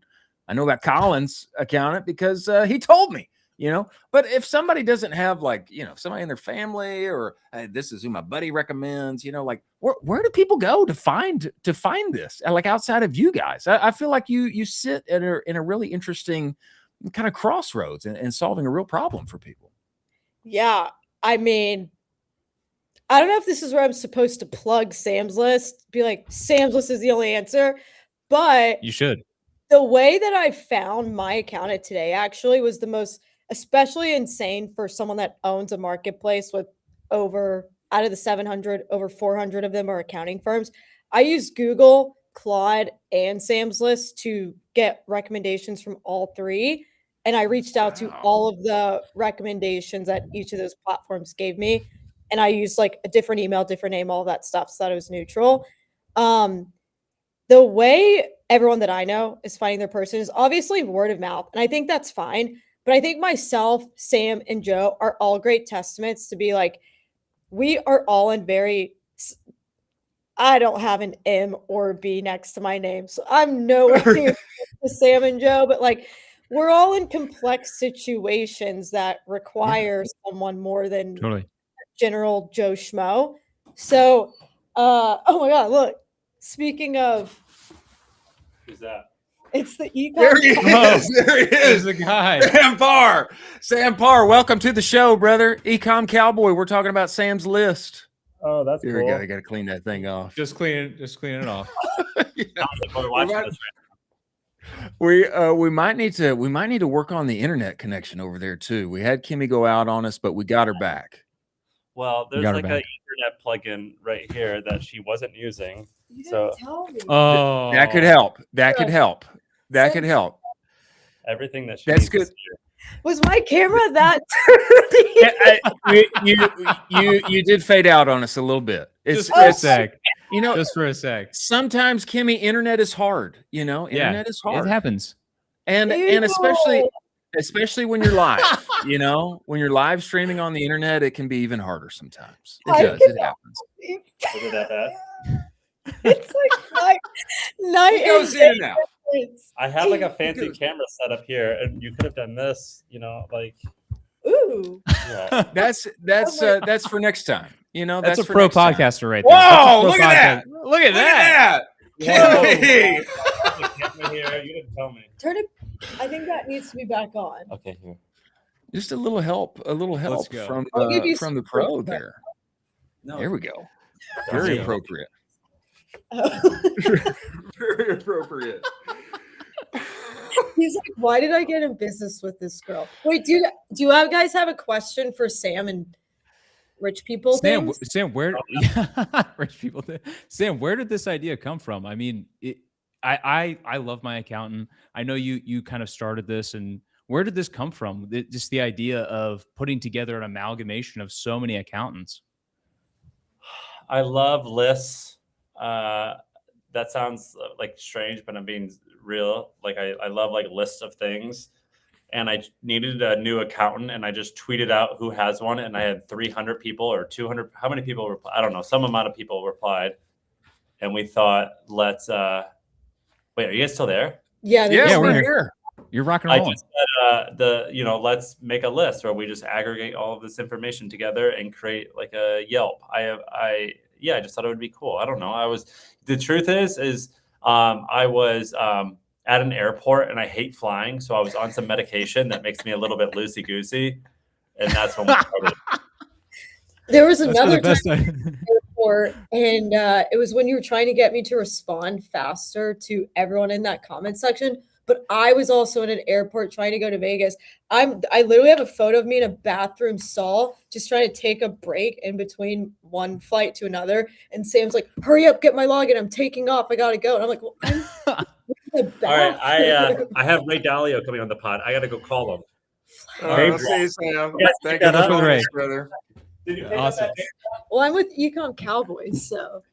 You know, Kimmy, I feel like this is going to continue to pay dividends for you guys for Yeah. what you are doing, aggregating these reviews and such. I feel like everybody, when they're looking for financial help inside of Claude and Chat and Perplexity and all of the things, they're probably going to be coming across Sam's list even more. I mean, do you think this pays off for you in the future AI version of the internet? Yes, yes, yes. So before AI was even really like taking off and being used for real recommended sources, we weren't getting much traffic from there. Now, in the last like 6 to 8 months, we are seeing every single day on both sides of the marketplace people using Sam's List, and they're asking very specific questions like, "I'm looking for an accountant in San Francisco that works with tech startups," and it's sending people Sam's List pages like a direct person, or it sends them like one of our 5,000 category pages of CPAs for software companies. And if it's giving recommendations for an individual on Sam's List, whether it's their page or they're just mentioning them, it's pulling reviews on their page as like context overviews to these people. So beginning of this year, I have since been hearing from people with reviews on Sam's List like, "Hey, someone just came to me from my website because they were using AI, asking it for recommendations for both financial advisors, fractional CFOs, and accountants." Wow. I'm hearing this month to month now. It's insane that like we were harping on reviews before we were seeing like this benefit, not just our platform, but the individuals on our platform too. And I use it for recommendations all the time when it comes to like my skincare products, everything. And for some reason, we're like, "Oh yeah, my AI knows me so well. So whatever it tells me, I'm going to trust it. It's going to close that gap." So now when people are asking for specific recommendations for their financial professional, whether for their business or Wow. personal, I believe Sam's List is just going to continue to like fulfill that trust gap we have right now and be a trusted ally to the people searching. And if people think I'm crazy when I say this, but like I genuinely believe Sam's List will change how people are finding. Like it's not just going to be word of mouth anymore. Like Sam's List will be in there. People will want to be on Sam's List to build credibility for them, for their firms. Like I'm very passionate about this. There are so many bad actors out there. And the more I've met with everyone on Sam's List, the more I hear these stories from them and our users, it just like riles me up more to be a solution. Wow. Ecom people get left in the dust the most. I'm gonna be honest. Like those users who use Sam's List are in the most pickled situations is the nicest way I can put it. I totally agree with you. And we've got a question in the chat Question from for the you, chat. Kimmy. Do you have accountants that specialize in the art market? Of course, I need to sign up and look, but in my experience, no one I found can help with that specific entrepreneurial lane.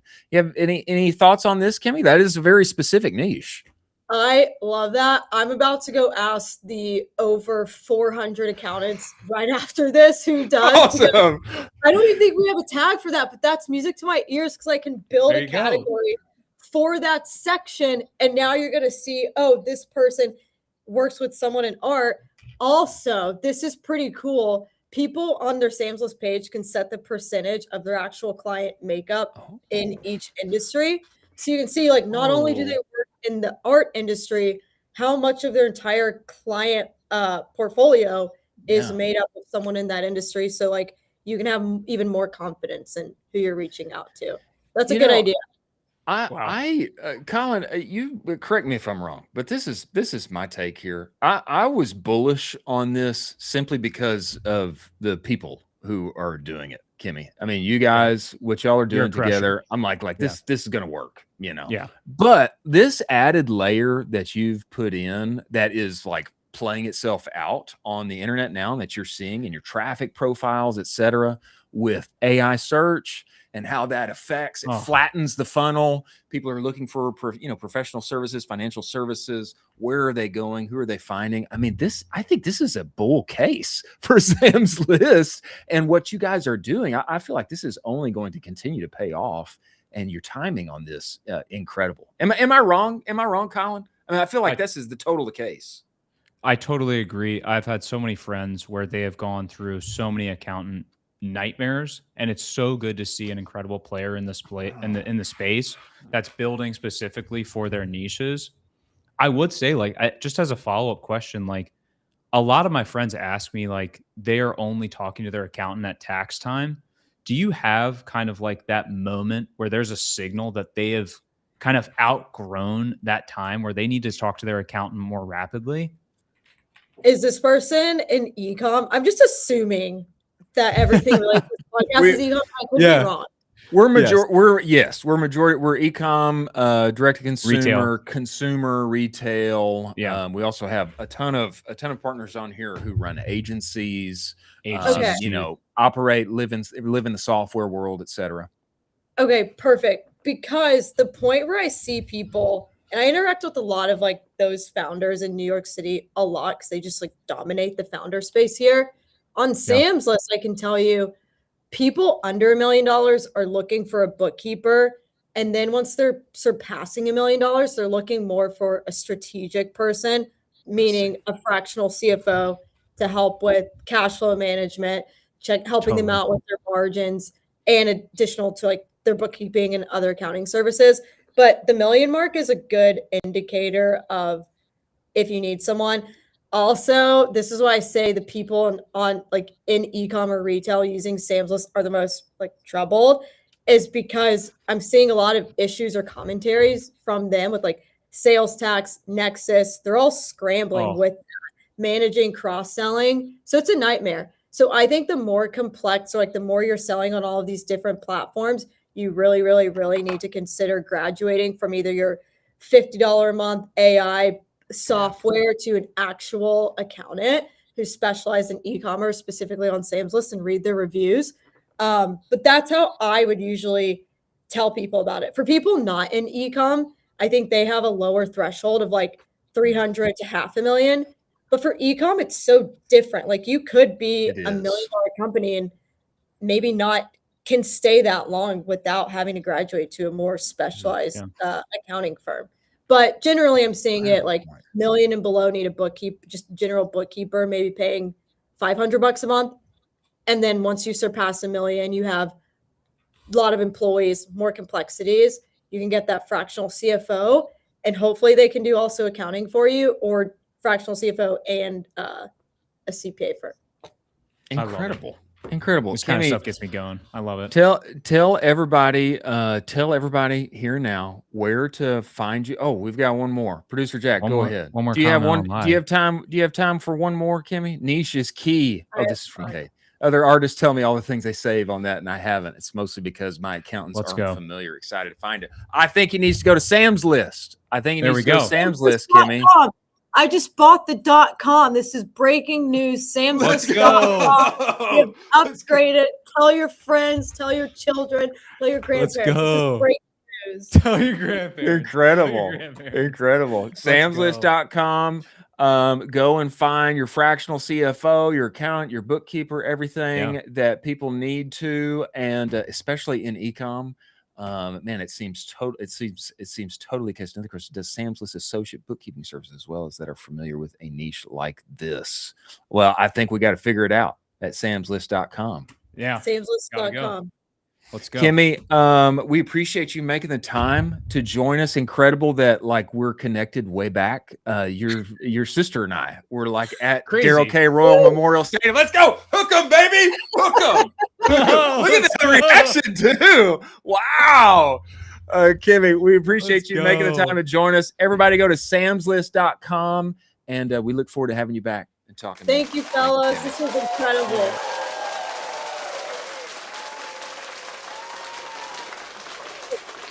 I think we got her a customer live on the show right there. I think so. I think Cade and Cade, we appreciate you being so active and forward with the questions there. Go to Sam's list. Go to Sam's list. I think that's the move. That's the move there.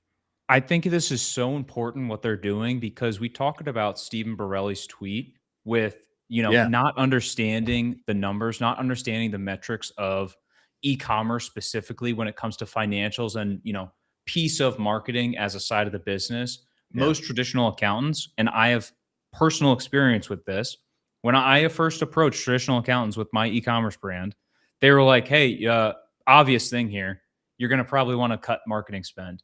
Yeah, like, no more of that. I don't think you understand the fundamentals of the business. Like I'm trying to give this to you. Like that's the driver. And they're like, no. Like if you can just shave some of that, really big for you. And I'm like, well, I really want to double it actually. Yeah. And so you need an accountant that actually speaks the language of your business. And that's super important. I love that what they're doing. It's all peer reviewed. That's awesome. They are going to crush. I mean, parabolic. They're going to crush. And even just beyond Sam and Joe and Kimmy, incredible people doing what they do, a ton of momentum. The piece about AI search and how it's changing and how they are becoming an aggregator of reviews and trusted financial providers, in terms of service. They're becoming the Yelp for financial services. All of that inside of the changing landscape of AI search is going to flatten their funnel, and there's only going to be more people going to them because they will be the de facto authority. Yeah, like who has all the aggregated info on who is a trusted service provider for a very specific niche in what I am looking for that knows what I do in e-commerce and beyond. That I'm bullish on what they are doing. Crazy. Unbelievable. Wow. Great segment. And I mean, crazy too, that we've had so much on AI search today. This has been unbelievable. Like a giant theme inside of the show. Beyond this, ladies and gentlemen, it is very much still Prime Day, and we have Prime Day Deals Part 2 coming up. Before we get there, ladies and gentlemen, let's talk about the one and only Seguno. Seguno is the only marketing suite that lives entirely inside of Shopify. What does that mean? It means your emails, your pop-ups, your banners, your reviews, it's all there where you already work and play every day. And it means you don't have to cede your trust to big email and their over-attributed data. With Seguno, your Shopify data is your email data. That's why this is Email 3.0. It's a big reason why they won the 2024 Shopify Build App of the Year. One-click automations, actual humans that can help you, built for lean teams with big aspirations. Go get the advanced Shopify segmentation playbook at the URL scrolling across the screen. Talk with Seguno. They'll give you a free test trial of the platform. And you tell them Colin I sent you. They'll extend that free trial to 30 days. Many thanks for Seguno being part of this show. Prime Day deals, baby. Let's go. Prime Day. Some more. It's Prime Day. Part 2. Let's go. Let's see what we got here next in your bag, Colin Doherty. This first, bring this up, producer Jack. Oh, another TV. Do we have another TV? Second TV. Let's go. 50% off, baby. 50% off, man. Still there. It's hard to beat half price TVs. And the crazy thing is that all these things are going away as we, I feel like I'm trying to sell on their behalf. They are. It's crazy. Some of these deals are going away as we bring them up. That's what I'm saying. Yeah, it's gone. Changes. Yeah. Number one bestseller with 6,000 reviews, 40%, 50% off. Crazy. I have to say, I'm not as fired up for this one as I was about the other one because they had so many different sizes. Is this like only a 43 inch? It's a 43 inch. It's fine. 50 inch. It's fine. 55. 75. What about a hundo though? Huh? Oh my gosh. I think my neighbor got a 100-inch TV the other day. Kind of cool. Mine actually did, and it's massive. Yeah. It's too much. I don't know. I think I want a 100-inch TV to like sit right behind the camera so that you are just right here. Like I'm with huge. Me. Yeah. In front of me, like life size. Wouldn't that be great? Oh my gosh. Be kind of cool, right? No, I don't want that. I think it'd be tight. Next deal here. Amazon Fire 7 Kids tablet apparently made for kids 3 to 7. Yeah. Producer Jack, can you bring up the next Prime Day deal here? This 50% off. 50% off. Yeah. Yeah, 50% off, $54. Top selling 7-inch kids tablet. Looks like it's got built-in, what do you call those things? Like the cover so that you don't break it. You Yeah. know, like you give the kid the iPad, they drop the iPad. You don't want that. So you put Oh, like a gosh. protective cover on it. Looks Yeah. like this thing has it built in. 50%, 16 gigs, 32 gigs, 50% off, $60. Pretty good deal. 1 year with Pretty good Amazon deal. Kids Plus. What's 1 year Amazon Kids Plus? I don't know. Probably like a kids TV show thing. That's good, I guess. You Pretty know, solid. Pretty solid. 50% is nice. Next, producer Jack. What's our next item here? Instant Vortex. Do you have an air fryer? Yeah, I do. It's amazing. Do you rock the air fryer? I think you make dinner. You make dinner quite often. You are a All the maker time. of dinner. All the time. I don't make dinner very often. I buy dinner. I do buy dinner. Oh my gosh. I don't make Look at dinner this. that much. This has made making dinner so easy. We have a double slot air fryer. So this is a single slot. And we have a double slot where you can put 2 things on either side. Game changer. Air fryers are the future. It is awesome. I mean, they're so fun. Isn't like I keep hearing that air fryer was just like a kind of a reframing. It's like good marketing. Like, what is an air fryer? Like, Yeah, what it's does a it do? convention. It's just a reframing of the conventional oven, basically. Convection or convention? Convection oven. You're right. Convection. Well, they do make good stuff. I know that much. I've got one, and I never used it, but a good deal here on this one. 53% off. Next, producer Jack. Looks like we got something producer Jack might be interested in here. Let's go. A Coach Brooklyn shoulder bag, the 28, 62% off. Crazy find for me. It's a good find for you. It's a good find for you. These are all great finds for you. I would say this is a bit outside of your bag, pun intended. Yeah. Here. Unless Nicole is a fan of Coach. Is she a Coach fan? Massive fan of Coach. Wow. Actually. Wow. Yeah, So it's this brutal. is in your bag. This is in your bag. This is brutal. Yeah, it's brutal. Next, Pure Protein. We're Under Armour. Under Armour Project Rock. This is the Rock. This is a women's shoe. Yeah. That the Rock is selling. Yeah. 70% off. That should give you an understanding of where Under Armour's brand is these days. Ouch. Brutal. A good deal, but a good deal. Bad look for Ouch. Under Armour. Sorry to say. Last here, producer Jack. Fun. Oh yeah, we've got Pure Protein. Amaze. That's a great word. So good. Amaze. That's why not? 3 Why not? M's. Yeah. Now I've had Pure Protein. Don't they sell these at Costco? They do. I think they do, but not the strawberry shortcake version. Not strawberry shortcake. You know what people should do? Get these for 60% off and then go sell them live on Whatnot. These things will rip. There you go. I mean, you can package them up, bundle them up. Throw some. Our friend Braden Flack. Yep. He's a big fan of the. What is he a big fan of? The Built Bar. Yes, he likes the sour. Built whichever Puff. one is. Puff. Yeah, the Puff. Yeah. He's a fan of the Puff. And sells them by the thousands, quite literally, live on TikTok auctions and whatnot. And last here, I've seen this. Haven't I seen this? I've seen this somewhere. Yeah. Now 61% off. Where have I seen this? These are everywhere. The Calm brand, 16-ounce magnesium calming, $16, 61% off. Supplements, especially supplements get a bad name, probably for good reason many times. But I will say I've tried this product or something like it, and I actually felt calm like instantly after taking it. There you go. Like it actually worked. Grab some. 61% off for you. 61% off. Maybe I need it, especially after that incredible interview with Kimmy Green and one and only Sam Parr. Snuck in there. He snuck in there. And did you hear what he dropped on us as he's leaving? On his way to interview Ray Dalio, one of the best probably top 3 best investors of all time. Like one of the richest guys in the entire world. Pretty good get. Crazy. He's like, sorry, I got to call their team just to make sure. Pretty good get. Pretty good get. Have to say. Yeah. Moving forward to best of the rest, ladies and gentlemen, let us talk about the one and only universal ads. If your growth is plateauing on search and social, it's time to rethink TV. Universal ads makes it simple for D2C brands to run TV campaigns designed for performance without the usual mystery of getting involved with television. You get access to both premium streaming and linear inventory in the same place, okay? And you're reaching net new people on the biggest screen in the house, not in the same crowded feeds where we all spend our ad dollars today.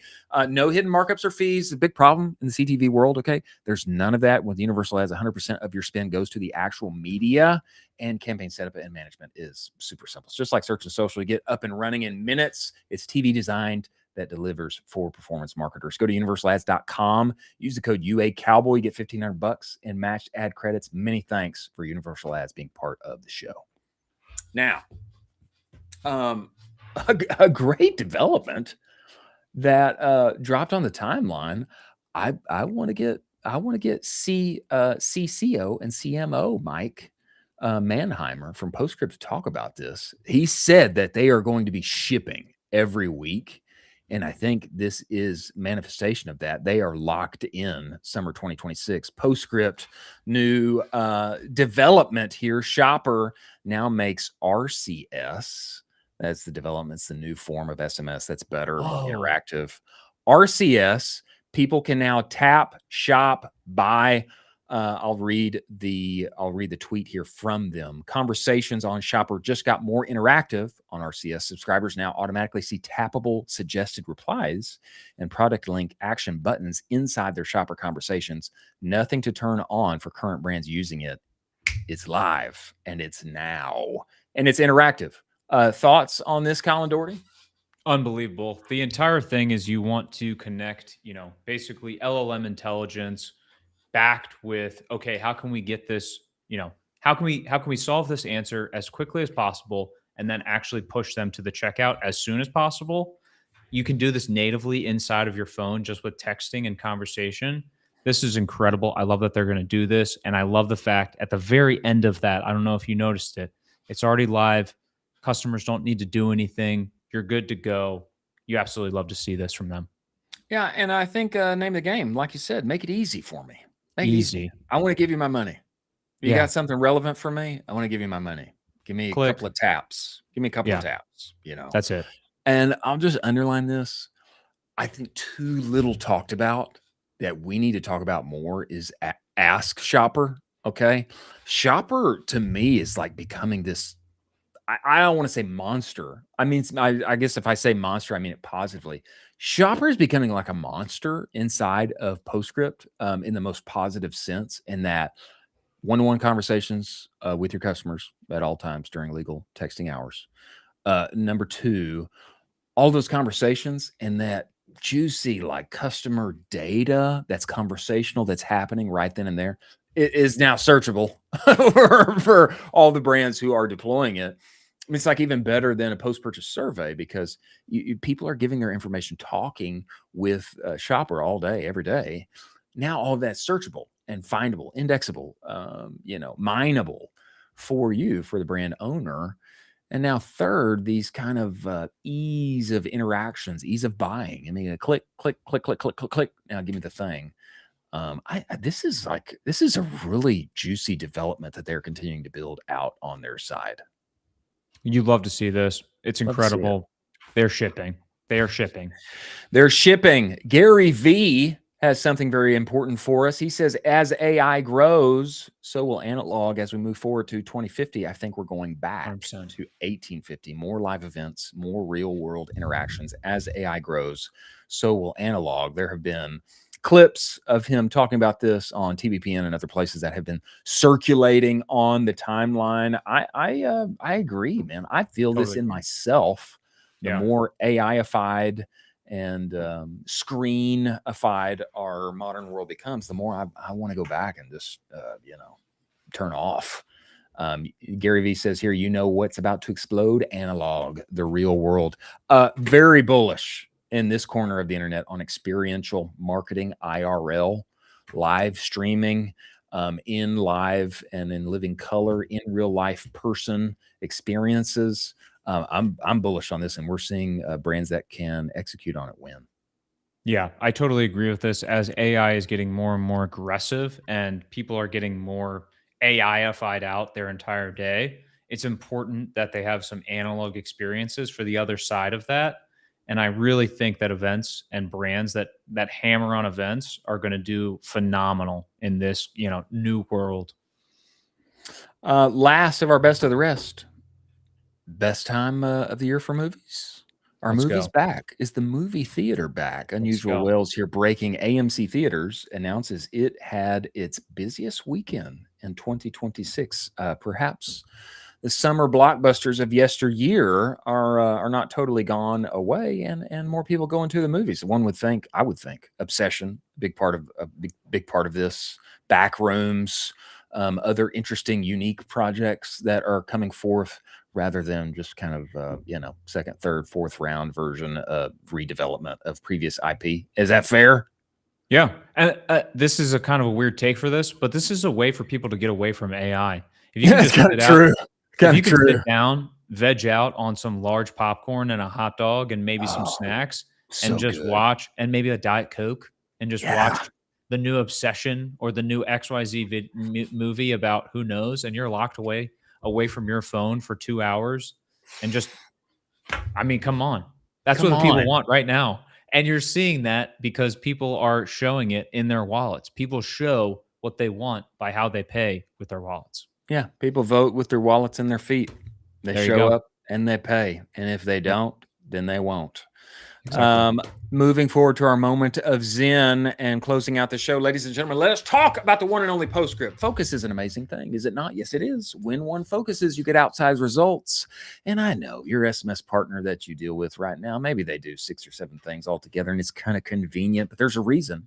When people make the switch to Postscript, they see a plus 22% increase in SMS revenue. I didn't see that. I saw a whole lot more. We went from making very little money on SMS to being a top 1% account on the entire platform inside of a year, because I just did what they said. What they're saying, the conversational report, you are leaving money on the table when your customers text you back. Go get the conversational report, directtoconsumer.co/the conversational report. Postscript's AI shopper can have one-to-one conversations with your customers at scale. Nate Legos, just on this show, turned on AI shopper, made an additional $17K in one day. Talk with Postscript. Tell them that we sent you. Many thanks, Postscript, being part of this show. Moment of Zen.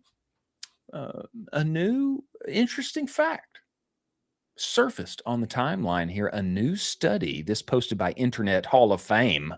A new study claims open world video games can combat loneliness, as it showed higher levels of stoicism. As we depart today's show, Colin Doherty, I want to give you the floor. You have the parting words here, words of wisdom for our audience before we move forward to our next show tomorrow. As we come off of that study, everybody get ready for the new open world game, Grand Theft Auto and Elder Scrolls. Never forget Elder Scrolls as well. I'm a Skyrim nerd. I've played it through multiple times. I'm a video game nerd. I've played my fair share of open world games. They're a blast. Get ready for Grand Theft Auto. Grand Theft Auto going to lead to higher forms of stoicism. As it always does. As it always does. Many thanks to those who joined us today. The one and only Steve and Adam Paganelli of Webaholics, doing something very interesting. Even their own custom CMS, AI forward. Very interesting. Kaylee Moore, who is now AI search lady upon the interwebs. Everybody go find and follow her on YouTube. And the one and only Kimmy Green, co-founder and CEO at Sam's List, Sam Parr as well. Appreciate them joining the show. Everybody should go and find their next financial professional, especially for specifically what you're doing in e-commerce. You should go and get somebody who works with people just like you and understands where your business is going. Many thanks to Postscript, Rocked After Sell, AppLovin Ads, Proxima Universal Ads, Rich Panel Intelligence, Northbeam, and Seguno for making this show possible. Thanks for joining us. We will see you on the other side.